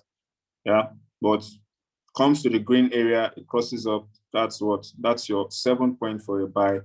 It comes to the red area, it crosses down. That's 7 points for a sell. Straightforward. It's very, very easy to understand. So if we all got that, let me see you drop a 1 so that I'll just take the 8th one and we are good to go. So if you all understood it, let's look at the 8 points and we are good to go so that we can finish on time. All right, so the 8th one, yeah, we're good. So take it down, take down the notes. Right, so we also have the EMA. So the EMA is finish and trade. All right, so the EMA, it's actually called the 200 EMA. EMA means exponential moving average. Exponential moving average. That's the meaning of EMA. So this is the EMA right here. Look at this red thick line above. Look at it. This red one that goes all the way up, like back. Look at it. it's the EMA, right? So what you can actually understand, the EMA equally shows you the overall trend of the market, right? If the market is beneath the EMA, if the market is under the EMA, it only shows you that what? The market is moving downwards. And once the market is coming down, what are we looking out for? We're looking out for sales, right? The color of the EMA itself should give you an indication that, okay, yes, I should be looking out for sales because the EMA is on top of the market and it's also red, right? So this is also an extra confirmation you can have. Okay, the EMA is red, the market is under the EMA, right? So I'm looking out for what? I'm looking out for sales. Now, if I have the EMA looking like something like this, let me look out for something that has, okay, try and look for something that has the EMA looking green. Sorry. Let me see if I can find something with the EMA with the green color, right? The market on top of the EMA. We should see something like that. And the EMA is going to be green in color. All right, great. So something like this now. Something like this now. Something like this now. You see that the market has been above. Immediately the market, you see, while the market was below the EMA color was what? It was red, right? But immediately the market broke through the EMA. It came above the EMA. What happened? The EMA changed color to green. So as far as the market is on top of the EMA, this is also an indication of what? An uptrend, right? So in uptrends, we are looking out for buys. In downtrends, we are looking out for sells. So as far as you have the market on top of the EMA and the EMA color is green, that can equally be an extra confirmation that, okay, I should be taking what? Buys. It can also be your 8th confirmation. You should be taking out buys. You'll be looking out for buys. So that can equally help you out, right? So this one, you can also see it here. You can see the market was consolidating here. Consolidating means it was neither going up or it was neither coming down. It was just moving sideways. So when it's moving sideways, you're going to be seeing it changing green, red. But immediately the market broke under the EMA. What happened? It turned to what? It turned to red. So now you now say, okay, this should now be an extra confirmation for sales. I can count it as my 8 point for sales. So that's how easy it is. And that's everything about your point system for Cashtrap. So the EMA take calls or buys when the market is above the EMA and take puts or sells when the market is below the EMA, right? So these are just your point system. So now, if you're actually looking out to take trades with Cashtrap, all you're looking out for is every single thing we've talked about, right? So now I know that most of you, this is your first time, but as far as you took down notes, once you go and open your Cashtrap, you should be able to point out all these things very, very easily. You wouldn't even stress about knowing what to look out for when you want to take a trade. So if we all took down notes from point 1 all the way down to 8, let me see you drop yes, and so that we can proceed. We'll look at the charts together. Then I equally tell you where you should be looking out to enter the market and everything. So I guess we're good to go. So Cashtrap, like I said, the very first thing you want to do is you'll be looking out for your trades where the alert panel, right? So let me just refresh before we start counting out the points. So we'll count the points together, right? I'm going to open up different charts and I need you people to do it. You'll be the ones to actually tell me how many points you can count on the charts, right?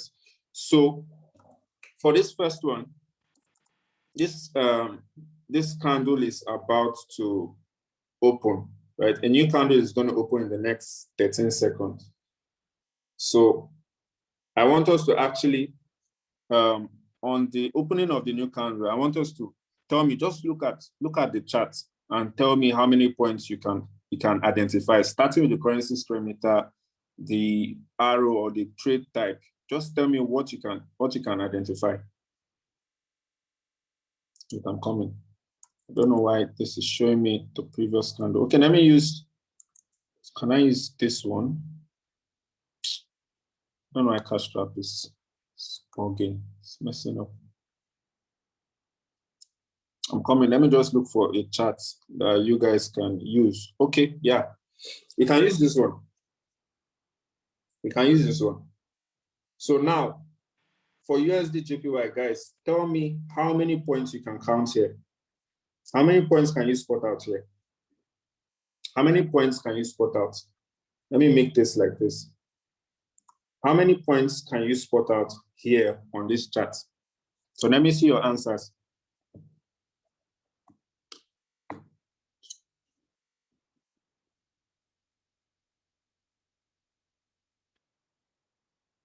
No, even if they've counted it for you, drop your own answer. Drop your own answer in the chat. So almost everybody is saying 5 points, 5 points, 5 points. Some people say 4 points, 5 points, 5 points. All right, so now let's count together. So the very first one is what? The very first one was, okay, someone says 7, someone says 6. Wow. So the very first point we had here is what? USD was stronger than JPY. We're supposed to be taking what? Buys, right? We're supposed to be taking buys. We have what? Call, which is the green arrow. So that's 2 points. We now had the market come down to what? A support area, right? On the previous candle, the market came to where? A support area. Look at this red candle. It dropped all the way down to this area, right? So that would have been our third point. And do I want to? I don't think the market came to the Bollinger Band area. No, it didn't come here. Look at it. I actually zoomed out. It didn't come. The market only came to the green line. It did not get to the Bollinger Band area, right? It didn't enter this band area, right? So I still have 3 points, right? I still have 3 points. And down to what? The GMI, I have what? B. So I have 4 points now. And if I open up the stochastic, let's at least see what happens there. Are we going to count this as 5 points? Are we actually going to count this as 5 points? It didn't actually get to the gray line. It didn't actually get there yet, right? It didn't do something like this. It didn't come here and cross up, right? This touch, I don't know if I don't think I should count this as a point, right? I don't think I should count that as a point.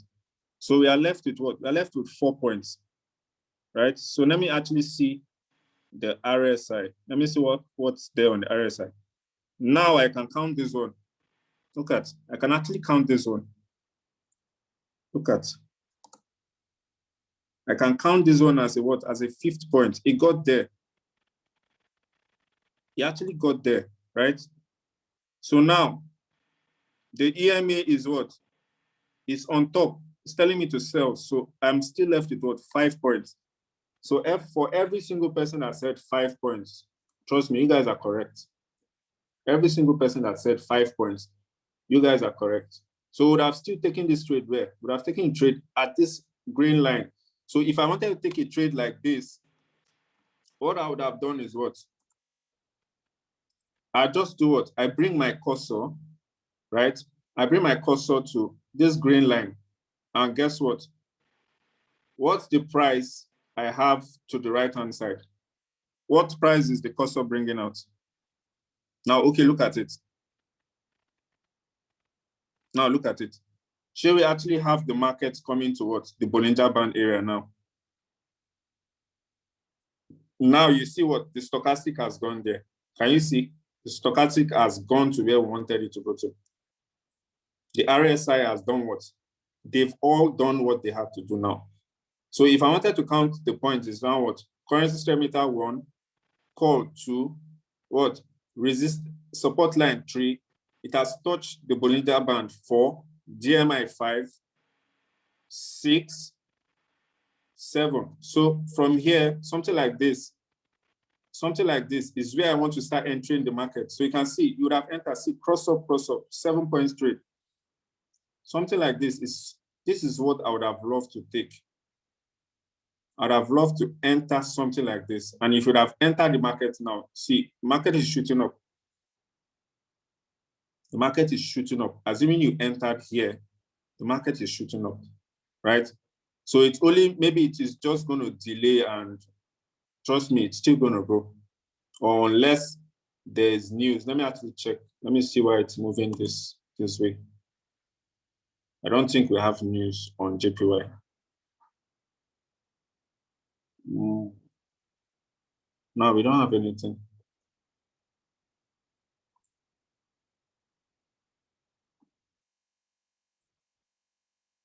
I don't know why this guy is moving funny, but this thing is actually supposed to shoot up.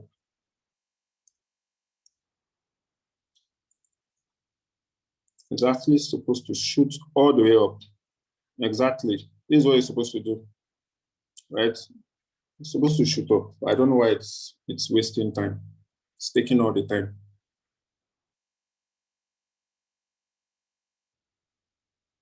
So this is what it's supposed to do, right? It's supposed to shoot up. So as far as all your confirmations are complete, once you have a trade like this, if it's not in profit, all you do is what? You roll over and allow it to do what? To just go in profit. So you're only permitted to roll what? 2 times. So now if I wanted to take a trade like this green line here, right? Look at this green line here. What I can do is what? I can come here all the way to this left-hand side, and I simply just do what? Horizontal line. I click on horizontal line. I come to this green line. Once I click on this green line, it's going to draw this horizontal blue line. Look at this blue line. So now I can tell myself that, oh, 773 is my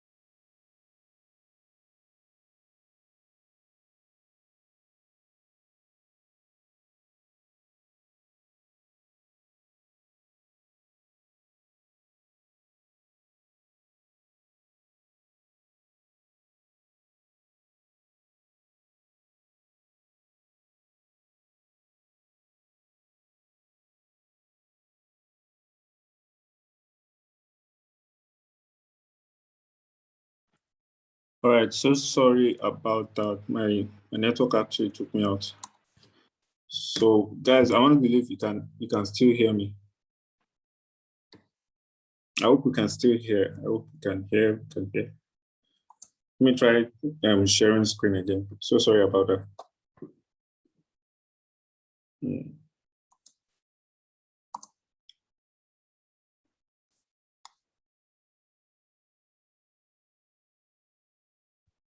Come in, just give me a minute.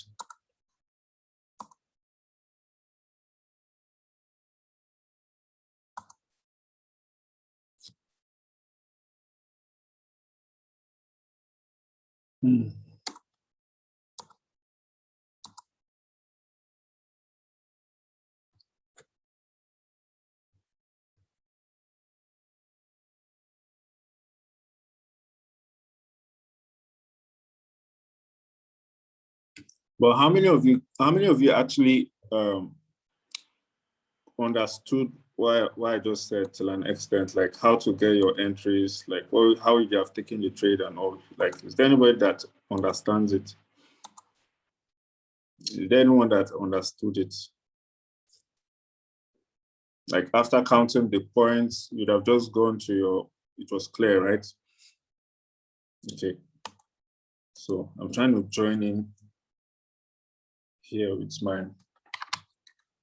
Let me try and see if I can connect my laptop to internet.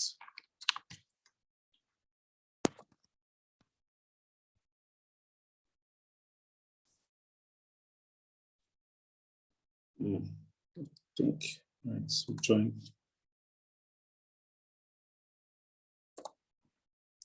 64 27 7273.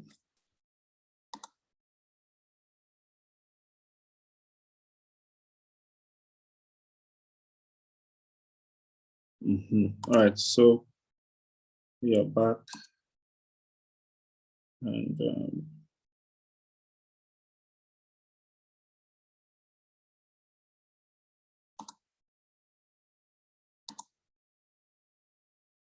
right, so let me log in again, and let me refresh this.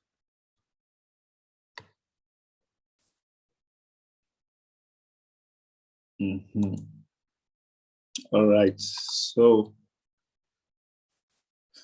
what we are saying.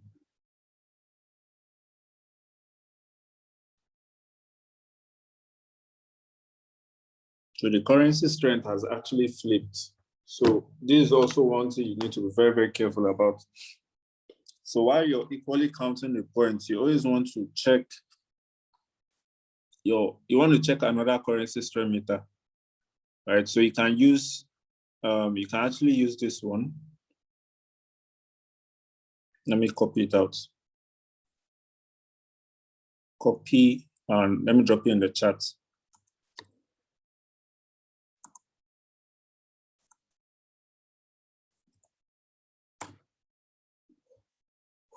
You can actually use this one, and the normal one we all know. I think most of us know this one, live chats. So live chat is another one you can use. It's another currency strength meter you can use.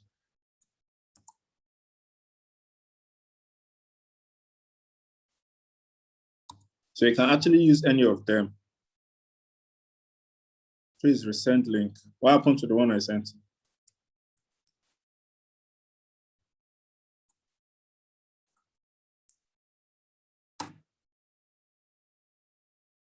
Network took you out. Okay, let me drop it again. Control C, and so these are the two currency strength meters you can use.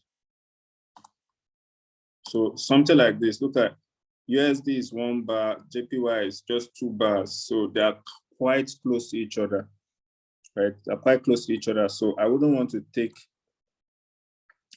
really want to risk much on a trade like this. Maybe I might just want to try 1%. Since JPY is now stronger, right? Over here, JPY is still 2 bars. On hourglass, what JPY is now, look at it, 26.23. They are almost alike. So I don't want to risk something like that. So let me look for another setup and let's try and identify what we can find. Right. Okay. So for a trade like this, look at Euro USD. How many points do we have on this setup, on this chart? Who can count it? How many points do we actually have here? For Euro USD, how many points do we have here?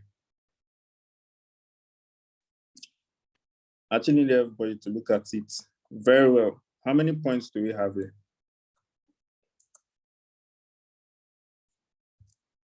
Somebody said 1. All right, so every other person, I need to see your answers. Someone says 6 points. Someone says 2. Somebody says 6. Wow. 4, 6. Wow. 2 points. 3, 1, 1, 1. Okay, great. Now, first of all, a trade like that, I would even take it, right? I would even take it. So you guys, all of you dropping prices, scores, people are already failed. Because formally, this is what we are having. We are having what? We're actually having Euro 40 and what? USD what? USD was what? Was 19 formally, right? This was the former trade idea that was called. It had a put arrow. So you're having what? Euro is telling you to buy. USD is smaller. We had a put. So we are having buy and we are having put. This already disqualifies this trade. I don't even know why you should be even going forward to count a point. I was actually looking for who would tell me, oh, the currency strength meter does not agree with what the arrow. So let's leave it. That's what I was looking out for, right? But if you're actually going to be counting out points now, the points we have here, basically, it's not even up to 3 points because I can't actually find a support where we can actually buy, right? So we just have currency strength meter telling us to buy. We have call for a buy. It's not yet at what? It's not yet at a support line, right? It's not yet at a green line. So that's 2 points. But if I want to come down to the DMI, okay, DMI might give me 3 points, but it's after you get the DMI as your third point, where are you still going to buy from? There's no support line you're entering the trade from. So you can actually still take this kind of trade. You have to wait for the market to do something like this. You have to wait for something like this. Green line, then you enter your buy and what? You expect the market to come back up. So this is what you should be watching out for, right? So somebody says big invalid, exactly. So I wouldn't be looking for a trade like that. I don't want to take a trade like that. So let's see Euro JPY. That's what we can find on Euro JPY. Euro JPY, I'm already seeing wrong things about it.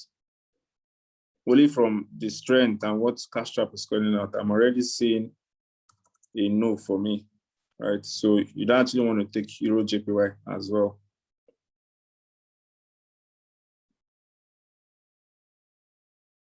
You don't actually want to take Euro JPY as well. So all you're doing is what? You're just trying to be patient. You're not rushing, right? You're not rushing.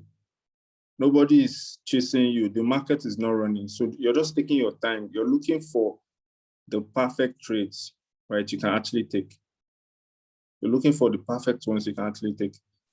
Euro card. Where is the support and resistance lines? Why is it not drawing anything? What's happening now? I don't know what's wrong with this, but something like this is what you should be looking out for. Let me see USD-CHF. All right, so USD-CHF, exactly, something like this. So USD-CHF, how many points do we have? Currency strength meter, sell, it's telling us to put 2 points. So where's my third point? I have a red line here, a resistance line. So I should be expecting price to do what? I should be expecting the market to come to this red line. Then I actually get it as what? My what? Resistance, right? This will give me a third point. If the market comes to the Bollinger Band area and a red line is drawn there, that would be what? Fourth point. I come down to the DMI. I actually have what? I actually have my fifth point, right? If it comes down to DMI, I have my fifth point. Now, if the stochastic goes all the way up to this red area and crosses down, that's when I'm counting it as a 6 point. Same thing with the RSI, right? That's how to count your points. So by the time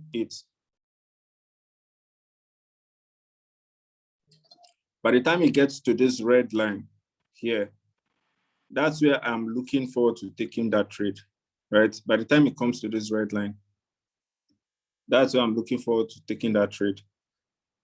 So all I'm doing is what? I'm just trying to be patient. I'm just trying to be patient. I'm waiting for the price to come to a resistance line so that I can sell. But as long as it's not around the resistance line, then I just have to wait. I just have to wait for it to get there. So that is a way you'd have taken. Let me see USD CHF. Let me see if there's something. Let me see your card. No. Okay, let me see NU.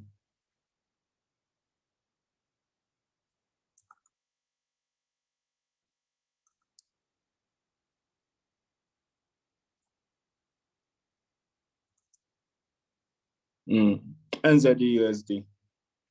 NZD-USD is not ready, right? We just have what? We just have currency square meter call. We have the arrow call. That's why call score is 2 points, right? So for it to be 3 points, 4 points, you have to see NZD-USD coming where? You have to see this market come all the way down to somewhere here. So that's where you get your third point. If it comes to the Bollinger Band area equally, right? Your fourth point. So here on the DMI, you should be seeing what? A B, to have that as your fifth point. Then you want to see the stochastic coming all the way down to the green area and crossing up to have that as a sixth. RSI should be doing the same thing. Coming down to the green area, you have that as what? Your 7 points. That's how you would have actually entered the trade. But if you wanted to give yourself a price on NZUSD, look at this support line here. You'd have just drawn what? Horizontal line here. So 0.32. So assuming I wanted to take NU, my price would have been what? 0.32. So my price would have been 0.32 for a buy for 3 minutes. That's how I would have entered that trade, or I would have loved to take that trade. So NZUSD, 3 minutes, fixed time on. And when it's at what? When it's at 0.32, right? When it's at 0.32, you enter that for a buy. Straightforward. It's very, very simple. That's how you get your entries. So if I was to sell, I'd have done what? I'd have gotten the resistance line, the price here at the resistance. Look at it, 158. If I was looking for a sell on NU, I would have said, okay, by the time the market comes all the way up to 158, right? On top, the market is going to rise to 158. That's why I should be looking for what? A put on NU. So that's how you just get your entries. So for those people saying entries, it's simple. Draw your horizontal line on the resistance line, right? That's where your third point is going to be. So if every rating below, you have a B here, right? That's also a point. So once you've counted the points from this chart, it's when you proceed to these other things, right? You don't count these ones at the bottom and ignore the points you have here. So currency square meter 42, right? Look at the EMA is, look at where the EMA is. The EMA is in between. It's neither at the top or bottom. So I wouldn't even love to, I don't know how to explain this, but when you have the EMA cutting through the price, it's actually a sign of consolidation. The market is moving sideways. Look at, it's been moving sideways. It's neither rising up or it's neither coming down. It's just ranging, moving sideways, just like this. So while in consolidation as well, you also still want to stick to taking buys at greens and taking sells at reds. Just stick to your support and resistance, right? That's what you just have to do. If the EMA is below, yes, it's a confirmation for buys and all that. If it's on top, it's for sells. If it's in between like this, just take what? Buys at green, sells at red, buys at green, sells at red, buys at green, sells at red. That's all you're doing, right? So for me to actually have this as a third point, I should be seeing the market coming all the way down to a support area or a green line. Then once I now have this as my 3 points, if it's not touching the Bollinger Band area, I still have 3 points. So if I come all the way down to this area, I don't have a B. I still have what? I still have 3 points. But now if I go to my stochastic, you see it has crossed below the green line. So I can now boldly say, okay, I have 4 points, right? The RSI is not yet there, right? So I'm still left with 4 points. I'm still left with 4 points. So just 4 points. It's very, very easy, right? So currency strength meter buy, arrow is buy, right? Arrow is still buy. Look at it. Currency strength meter buy, arrow buy. But now for me to have an entry, it should be at the support line, right? So this should give me my 3 points. But now it's actually telling you you have 3 points. Why? Because strength is stronger. You have a buy arrow, but now only stochastic has gotten to the green. That is 1, 2, the arrow 2, stochastic 3 points. Every other thing is invalid because it has not yet gotten there. So now, even if you have this as a third point, where are you going to get in the trade? You don't have a support line. So there is no support line for you to draw and say, okay, this is my entry for this trade. You have to wait for the market to find a support line, a green line. So when it gets to any green line, it's forming. You can now say, okay, let me get in there. That is now my entry. So I'm risking 1% on that trade since it's what? 3 points. So do you actually understand what I'm saying? Do you guys understand? Yes, yes, yes. Okay. So let me actually see what this market wants to do. Let me actually see what it wants to do.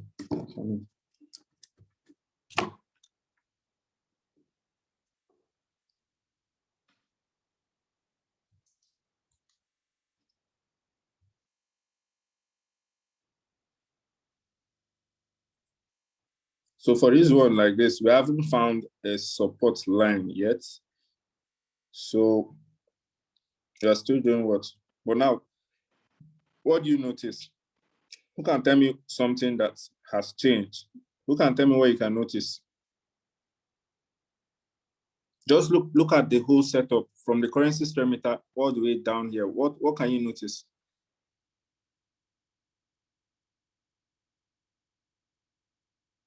Is there anything you can, currency strength flipped, exactly, currency strength change. So now you can see that NZD is no longer stronger. That's why your eyes should always be here, the currency strength, so that you don't just go rushing for a buy because yes, it shows 3 points. Let me buy. You'd have bought it now. The market is still coming down. Before you know, oh yes, oh USD is now stronger. You'd have lost money here. So most times it's just right. It just makes sense to actually be patient. You're not rushing, right? Just be patient. So right, like this, trust me, like this trade is already something that I don't even want to take again because the strength has already invalidated this trade, right? We're supposed to be taking a buy from this support right? But now look at this. USD is now stronger than NZD. Let me try and refresh this other strength meter. Let me see if it's the same thing. Look at it. The strength has flipped. USD is now stronger than NZD.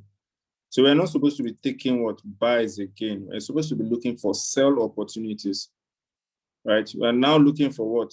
It's no longer green line. What we should have an interest in is now what? It's now red lines. It's now red areas. So that's how you just trade this thing, right? You make sure you're very, very careful, and you don't just lose money because you're careless. Do you get? So now it's now what? It's now showing us signs for a sell instead of buy. Right. So let's look at another one. We're going to look at two more examples, and yeah, I think we can end with this. So I believe everybody would have understood how to actually look at trades on Cashtrap, and yeah. So let me see. Let me look at GBP USD. We should be looking out for what? We should be looking out for a buy, right? We should be looking out for a buy on GU. So GBP USD, this one is supposed to be a buy trade. Supposed to be a buy trade. So yeah, let me see the currency strengths. So GBP is stronger than USD, but once the bars are looking okay, perfect. So this is something. GBP is 5 bars, USD is just 2. Right, so GBP 5 bars, USD is just 2. All right, so something like this is, I want to actually be looking at something like this. I don't know why it's showing the previous candle, previous arrow. So guys, once you actually get Cashtrap glitching like this, just refresh. Just refresh. You want to actually see the arrow on the last candle. You want to actually see it on the last candle. If it's not on the last candle, don't take it. Right? You want to see it on this last candle, something like this. So now we actually have it like this. Actually have it like this. So currency strength meter is 1. We have a call.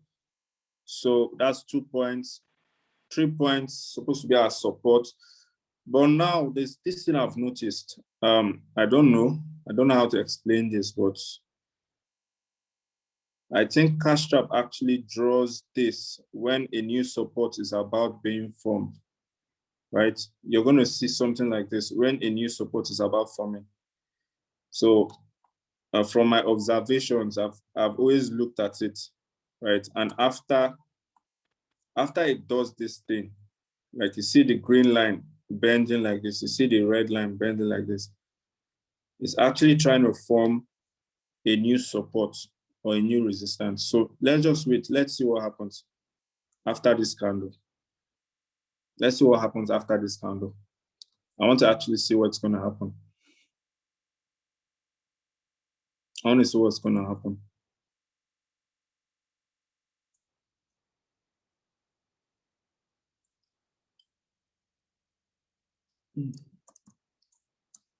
Let me see something.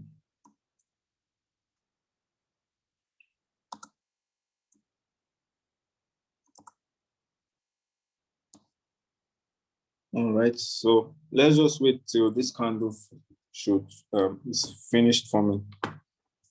Let's see what's going to happen. The strengths are flipping again. The strengths are flipping again. Look at almost same strength. So you just need to be very careful. So look at this. It's still dropping.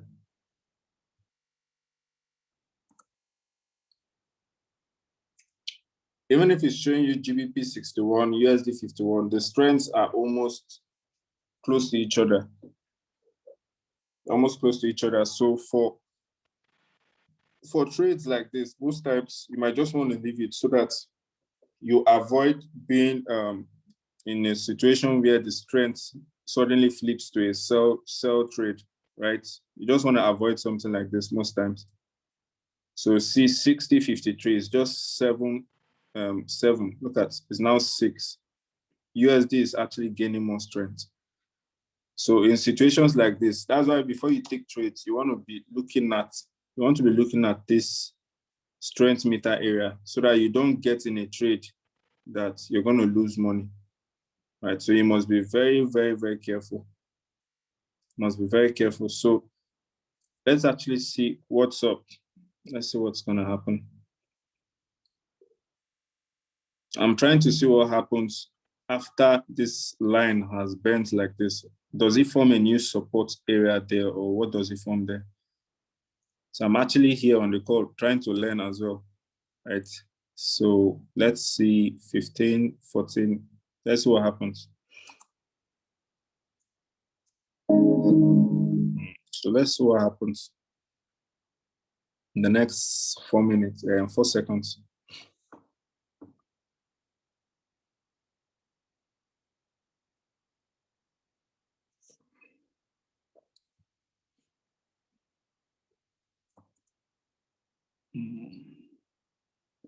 Let me refresh. Let me see what happened.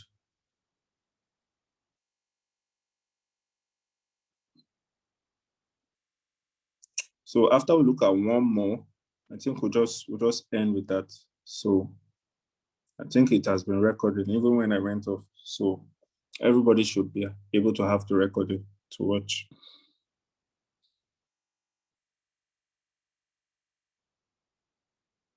Right, so GBP USD was what we're looking at, and let me actually go check it out again.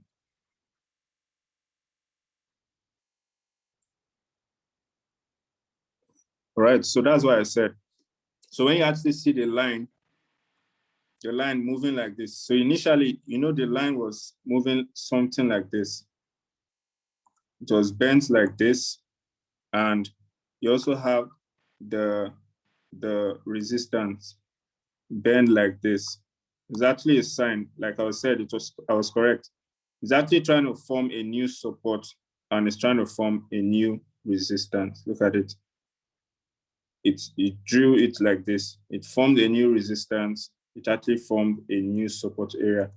So the strength is now 64.60. I wouldn't want to take a trade like this. But assuming we had GBP way stronger than USD, would have actually considered taking a trade like this. Why? Because would have had the currency strength 1, right? Would have had the currency strength 1, would have had a call arrow 2, maybe on this candle. I don't know why it's showing the arrow on the last candle. So would have had a second call here. Then would have had what? There is support line, green line, that's 3 points. Coming down to, okay, the Bollinger band, that means it's not there. We still have what, 3 points. We come down here, we don't have a B. We're still left with 3 points. So the stochastic is what has crossed down. So on its way up, we're going to have that as 4. The RSI is down. So on its way up, we're going to have that as 5. So that's potential 5. Then look at the EMA. You can equally have that as your own 6 points, right? So it's just the currency strength. The currency strength meter is what is actually holding us back from taking a trade like this. But let's actually try it out. Let me just show us what we would have done. So the line here is what? It's 397. So when you're buying, you're taking a buy from that price or below that price, right? If you're selling, you're taking a sell from that price or above that price. Once you're trying to sell, the market gets above that. It's even a better entry for a sell, right? So you see, it's actually trying to come to this original, see this green line here. It's trying to come to this green line. So most times, this is how you get your double off spots. For those people that have been asking, how do we double off? Imagine we took the trade at 397. That small green line that was there. Now the market started doing what? It started pushing down. The next place you want to enter for a buy again, or let's say you're in this trade from 397, you want to double up from somewhere around the next support. Or if you didn't take the trade, you should be looking for an entry around here. But like I said, it's the currency strength meter that will determine if you're still going to take this trade. Look at USD is now 74. And that's why US is dragging GBP like this, right? So before you take a decision, you're always going to fall back to the currency strength. Before you take a decision, you're always going to come back and what? Look at the currency strength meter. So the currency strength meter, once your eyes are always coming here, or you're coming here to refresh, you'd avoid silly mistakes. You'd avoid going to rush into a buy and next, oh, currency strength meter, see, USD is now stronger than GBP, right? So another way you can also identify trade setups is once you're using a currency strength meter like this, you're able to identify the strongest pair against the weakest pair, right? So the strongest pair here is what? USD. So USD is the strongest pair. So what currency should I be looking to trade? I can be looking at trading USD JPY for a buy, AUD USD for a sell, USD CHF for a buy, NZD USD for a sell, USD CAD for a buy. So the currency strength meter should already be giving you hints on what pairs you should be looking at, right? So USD is strong, AUD USD, USD JPY, USD CHF, NZD USD, USD CAD, right? So just by looking at the strength meter, you already know what to go and look for in Cashtrap. So USD is stronger than AUD. So on a pair like AUD USD, I'm supposed to be selling, right? You see, he actually came here to this green line and started buying again. He started buying again. Look at the strength. It's now 64.60. So you see that if you roll over the top, you double up here, the market would have still like come all the way back, right? But the thing is that sometimes you're going to lose the initial entry you took and you clear the bottom entry. You lose the top entry and most times you clear the bottom entry. So it's just like that. So if you take your initial trade from here, look at, can you actually see our first entry? You rolled over this trade and what? It came down to this bottom, this other green area. You took another entry here, or you doubled up at this area. Your both entries should be in profit. And you see GBP is now stronger again. So your both entries should actually be in profit. Let me actually go to the chart and check GBP USD. Let me see what we have there. All right, so your both entries, this market is already at 401. You doubled up at this bottom. Your other entry was what? 397 area, right? So you entered here, 397 area. The market is already above your second entry. Both entries would have been in profit. So you'd have cleared a trade like this. You'd have cleared something like this. So that's just it, basically. And let's look for one more, find one more trade setup. Let's actually find one more trade setup and we actually call it a night. So look at this one, it's actually now singing, it's now shouting 5 points. Look at, it's now shouting, formerly it was, what was it saying? 5 points, right? Look at, came here, it was buy, support line, 3 points, what again? Stochastic 4, and what? RSI 5 points. That was it. So let's see GJ. Let me see what I can see on GJ. GBP JPY has already left us. GBP JPY has left us already. So on GBP JPY, currency strength meter is telling us to buy. We got a call arrow. It came to where? It came to a support line. It also got to the Bollinger Band area. That's 4 points, right? We don't have a B, so that's still 4 points. We have a cross-up on the stochastic 5.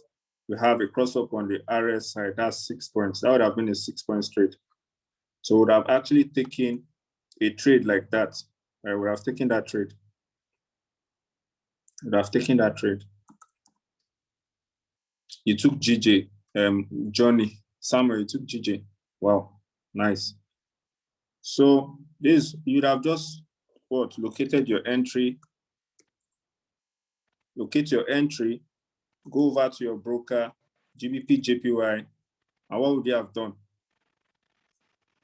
You'd have taken that trade by the time it came to this area, this bottom area. Take for 3 minutes, you'd have cleared the trade without rollover. You'd have cleared the trade. Right? See, the trade is at least shooting up. You'd have cleared. So this is it. Okay, we now have a B. Are you actually saying? Now, whenever you have both the RSI and the stochastic crossing up, that's when we have our B. When you have the stochastic crossing down, the RSI crossing down, that's when we have an S. So if you're looking for a B, the RSI and stochastic must cross up together. That's when you actually have your B showing here. So let me see if I can find something else. Then I just talk about it, and I think that will be everything for the night. Wow, we've stayed here for long. It's almost 2 a.m. It's almost 2 a.m. So let's see. So G card, GBP card for a call, but it's not yet at a green line. It's not yet at support, right? So this is the green line. There's the green line area here. So I either come here and draw, click on horizontal line, or I click on what? Alt and H, alternate and H. So if I click Alt H, it's going to draw horizontal line, Alt H, horizontal line, right? So that's also a shortcut. So since GBP is stronger than CAD, I should be looking for what? Buy opportunities. I should be looking for calls. So I actually have 1 point from the currency spread meter. I have another point from the call, from the arrow, but I don't have 3 points yet. Why? Because I don't even have the price at its support. I don't even have it around the Bollinger Band area. I only have what? I have the B. It's still at the red area. So that means this market will still sell at some point. The RSI is still here. Market will still sell. So I want to make sure that I have 3 points from this place before I come all the way down, right? So currently what I have here is just 2 points. The strength meter, right? The strength meter and the arrow is just my 2 points from this area, right? So I want to make sure that I'm getting all 3 points from here before I have any business with what is down here, right? So I must see the strength meter in my favor. I must see the arrow in my favor. Then I want to actually see the markets coming down here. I want to actually see it coming down here to this green line. So once I see it coming down to this green line, I can tell myself, okay, I have 3 points now. So by the time I'm coming all the way down, I can now count my DMI as what? 4th point. By the time the RSI goes to the green area and crosses up, that's 5. RSI crosses down. Okay, stochastic crosses down to the green area and crosses up. That's 5 points. RSI does the same thing, 6 points. That's a 6 point trade. So you can now back up your trade and the EMA is also under there. So this market should be going up, right? So that's just how to identify your points. And by the time you're sure of these things, on your broker GBP card, you just go there and wait for that price. So if I come to this place, GBP card, my entry should be around, it's around this 220 area, right? This is where my entry will be. So somebody says EJ will buy. So let's look at EJ. let's look at EJ together. So let's, now we have sharp people here. So if I want to actually buy, I should be looking at EJ to come here, green line, right? I should be looking for EJ to come to green line. Green line. I should be looking for EJ to come to that green line. If possible, come all the way to the Bollinger Band area. So I have the green line here. So what? Euro is stronger than JPY. I'm expecting a call arrow in the next 40 seconds. So let's see what happens, right? So while I'm waiting for it to come to this green line, I'm also waiting for what? The stochastic to come to the green line. I'm also waiting for the RSI to come to the green line. So you see, I'm not just waiting for the price to come here. I'm also looking at all these other things, the extra confirmations, right? I'm looking at every single thing. I'm looking at every single thing.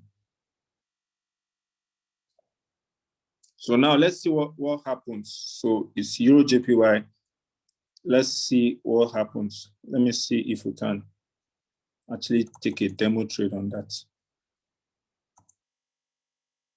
So I think it just called out a buy, but it didn't actually get to the green line. Stochastic did not get there. RSI did not get there. So I'm not actually taking the trade yet, right? If it's going to leave me, let it go. So I always want to get this entry. I'm always trying to be patient and get this entry, because most times you want to take it from wherever the market is, and what happens? That's the time the market wants to come down to the original entry. And you'll be wasting your time rolling over. What happens if it doesn't even come back? You'd have still lost the trade. So it's always very important to get your 3 points, your 4 points, your 5 points and above, right? You don't want to take a trade like this. So this is where my green line is. I have call 2 points. So 3 points should be at the green line. That's where I'm getting my what? My entry. So at this entry, that's where I'm going to count it as what? 3 points. By the time I'm coming down here, DMI 4 points, RSI and stochastic is going to be what? 5 and 6. I'll take the trade at this entry. So EJ 769 area. So on my broker, I'm going to wait for what? 769 area. So I'm going to be patient. Still valid, very valid. So I'm going to wait for 769 area. So that's what I'm doing. 769 area is where I want to take the trade. 769 is where I want to take the trade. Look at Euro has 4, JPY has just 1. So you just have to wait. There's no need to rush. Allow the market do what it wants to do. It will still come to this price. And as far as your Euro is stronger, you have your call, you have all these things at the green, you have B, you have this one. You can still take it. So don't just be in a hurry. Oh, it's going to shoot up. Let me just rush and enter. No. Learn how to be disciplined. Wait for your price. Always learn to wait for your price. So once it comes to this entry, you take it for 3 minutes. If it doesn't come there, if you're tired of waiting, there are many other trade ideas you can look out. Right? You see, there are many other trade ideas you can look out for. So there are so many you can take. CHF JPY, love it. Okay, let me look at it. CHF JPY. The strength is the problem. Strength is the problem. Let me see. Now I can't take it. One bar. I can't take it. I can't actually take it.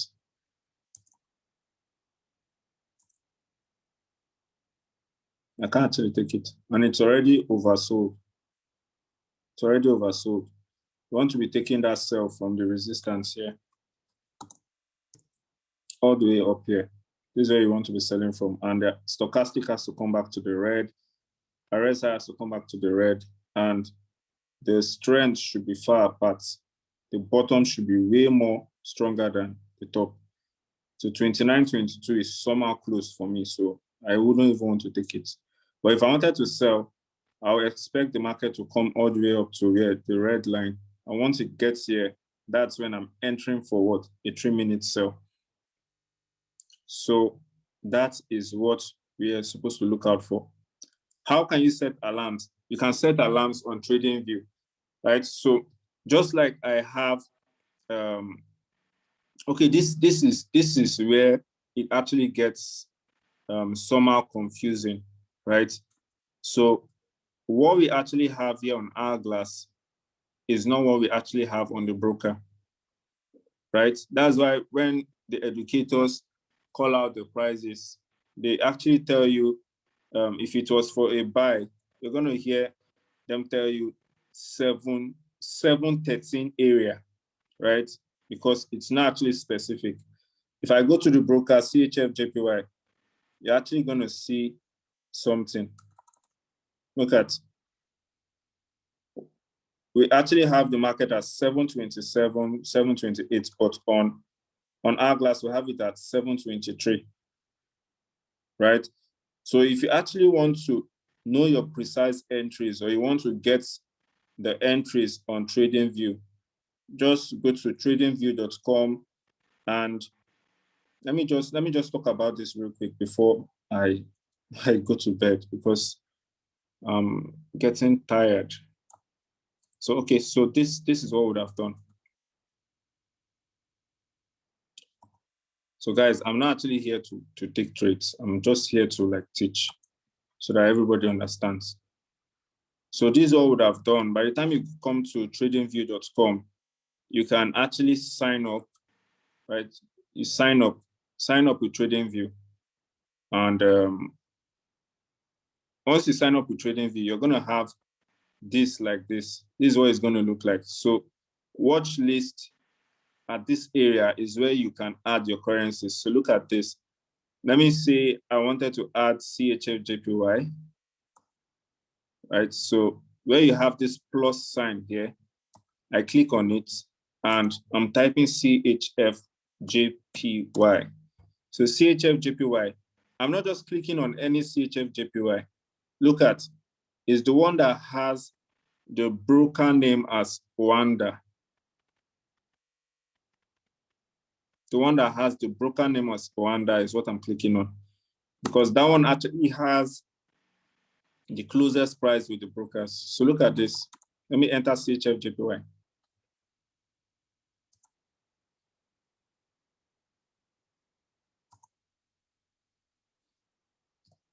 Let me see. What's the market doing like this? All right, so CHF JPY.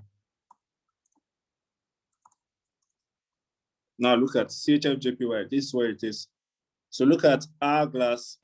Hourglass is giving me a price of, Hourglass is currently at 690, but on Tradingview is what, 699. So you can see that it's not exactly the same. So if I was to take a sell on, guys, just focus on what I'm teaching. Forget check UJ or this. I didn't come here to trade. If you want to trade, you can trade on your own. I didn't come here to trade, please. If you wanted to sell, look at this. This is just a trick you can use, right? So all your pairs you'll be adding to Tradingview, you must have that Rwanda broker name, right? So if I wanted to sell something like this, look at, see where this red line is, right? I draw a horizontal line here. So this is CHF JPY. So on Tradingview, right, I should be looking for this area on Tradingview. See this red candle with the wick. By the time I go to Tradingview, I'm also looking for that red candle with the wick. Look at, we're going to look for it here. So this is very, very simple, right? So there's a blue candle here before the red candle, right? So here, I'm just doing what? I'm just doing the same thing. I'm just identifying what's the candle here. So if I identify the candle, I equally draw an horizontal line. Guys, you're just duplicating the support and resistance you have on Hourglass. Listen, somebody is already saying, I don't understand this. Look at, just look at this. I didn't want to actually enter this because it's going to be another different thing. But let me just talk about it real quick. All right, let me talk about it real quick. Something like this now. Euro GBP. We understand that GBP is stronger than Euro, so we're supposed to be selling. So I'm supposed to sell from this red line. We all agree. I'm supposed to be selling from this red line. So if I wanted to sell Euro GBP, all I'm doing is what? If I want to get the exact price on my broker, right? This line here, I just go to my trading view and do what? I look for Euro GBP. So I'm just coming here to my broker trading view, Euro GBP. The same place hourglass gave me this red line on top this blue candle is the same place I'm going to draw what? My horizontal line here. Look at it, blue candle or green candle. I've gotten my entry for Euro GBP sell, 436. So I'm just simply coming to my broker, Euro GBP, 436, 3-minute sell, right? So by the time it comes all the way up to 436 area, I'm clicking on put. It's self-explanatory. It's not hard. You're just duplicating the line. Look at Euro GBP has a support line here. If I wanted to take a buy on Euro GBP, if Euro was stronger than GBP, see where this support line was drawn. Look at, we are going to draw this last support line. See this support line here. It was drawn on this blue candle, right? The wick of this blue candle. So here, it is where, look at it here. The wick of this candle. Here's the support line. Now, look at where this green line is again. Assuming the market came down, there's another support line here. Look at, on the base of this blue and red candle. So here on TradingView, it's going to be here, the base here, exactly where hourglass gave us. That is where we're drawing it. So if I enter a buy from here and the market still drops, this next support line is where I will be doing what? Double up. Simple. This is where I'll be entering what? My double up on the next support line. Right, look at it. If this was my entry for buy, if the market breaks this support, it's coming to where? The next support area. If I draw my horizontal line here, this will be the next place it will buy from, right? This will be the next support area. So I'm just transferring these lines over to TradingView. And that's what I see. It actually came to this entry. And if we're taking it for a buy, would have been in profit already. Look at, would have been in profit already from this entry. Just like that. That's how you simply take it. So if I wanted to take a trade at this support and I was waiting for it all day, now look at, once you keep your cursor on this line, you can see this plus sign here, close to the price. See this plus sign here, close to the price. All I'm doing is what? I click on the plus sign. Add alert for Euro GBP. I click on add alert for Euro GBP. It simply adds the alert. Look at this clock sign here, alert. It shows you, it's going to tell you when Euro GBP has gotten to this place. So let's say if you're busy, you're not looking at your trading view, or you're not looking at your hourglass, what I like to do is I keep the alert before the original price I want to get in on. So it's going to trigger, it's going to prompt me on my phone or my laptop, or it will come through my email. So all I'm doing is what? I just rush back to my broker and check the price again. So if Euro GBP is supposed to come all the way to 420, what I can do is this. Let me actually show you guys something. If I wanted to buy Euro GBP around 420, you actually see Euro GBP smack this support and it's shooting up. If I wanted to buy around 420, I can set an alarm around, let's say 425 area, right? Because it will first get to 425, 423 before it gets to 420. I don't want it to alert me on 420. Before I will open up my broker, it might have left us, right? So I'll set the alert before 420 here. So 423, I can set an alert there. So it will add it here. So look at it. alert actions, notify me on my app. If I have Tradingview on my app, it will notify me on the app, right? So it will also show me a pop-up here on Tradingview. It will show me a pop-up here as well. Or it's going to send me an email. You see an email, it will pop up on your screen. Euro GBP is crossing 423 area. So all I know that is I'm supposed to take a buy from 420. So once I spotted that 423 area, what I'm doing is what? I'm coming back to my broker to wait for 420. So another thing you need to also use alerts for is HFX swipes, right? A lot of us, when I drop the screenshots, you keep asking, is it still valid? Is it still valid? Has it gotten there? Has it gotten there? Instead of asking all those questions, what you simply do is what? If Euro GBP for buy is at 420, on your trading view, just come here, set an alert.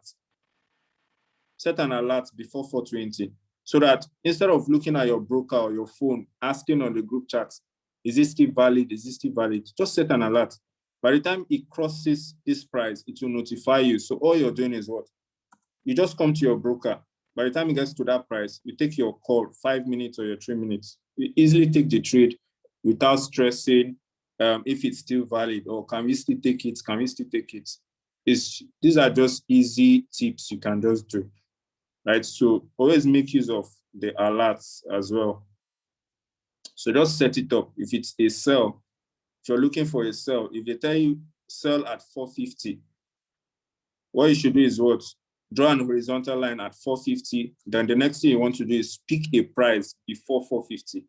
You might pick a price at 445. So 445, I set the alert so that by the time the market is doing what?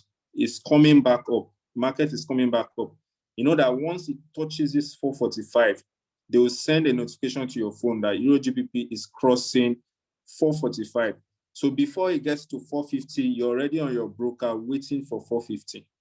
So by the time you get it there, you simply take yourself, right? So that's what you just simply do. Instead of opening your broker, watching your screen for more than 20 minutes, the price has not gotten there.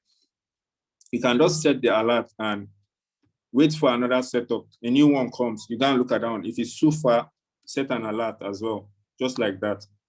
So that's how you can actually do it and avoid asking if the trade is still valid, if the trade is still valid. It's just easy.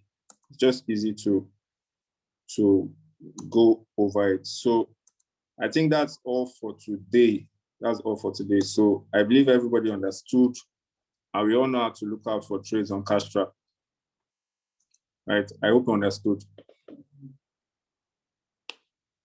All right, so let me stop the recording now.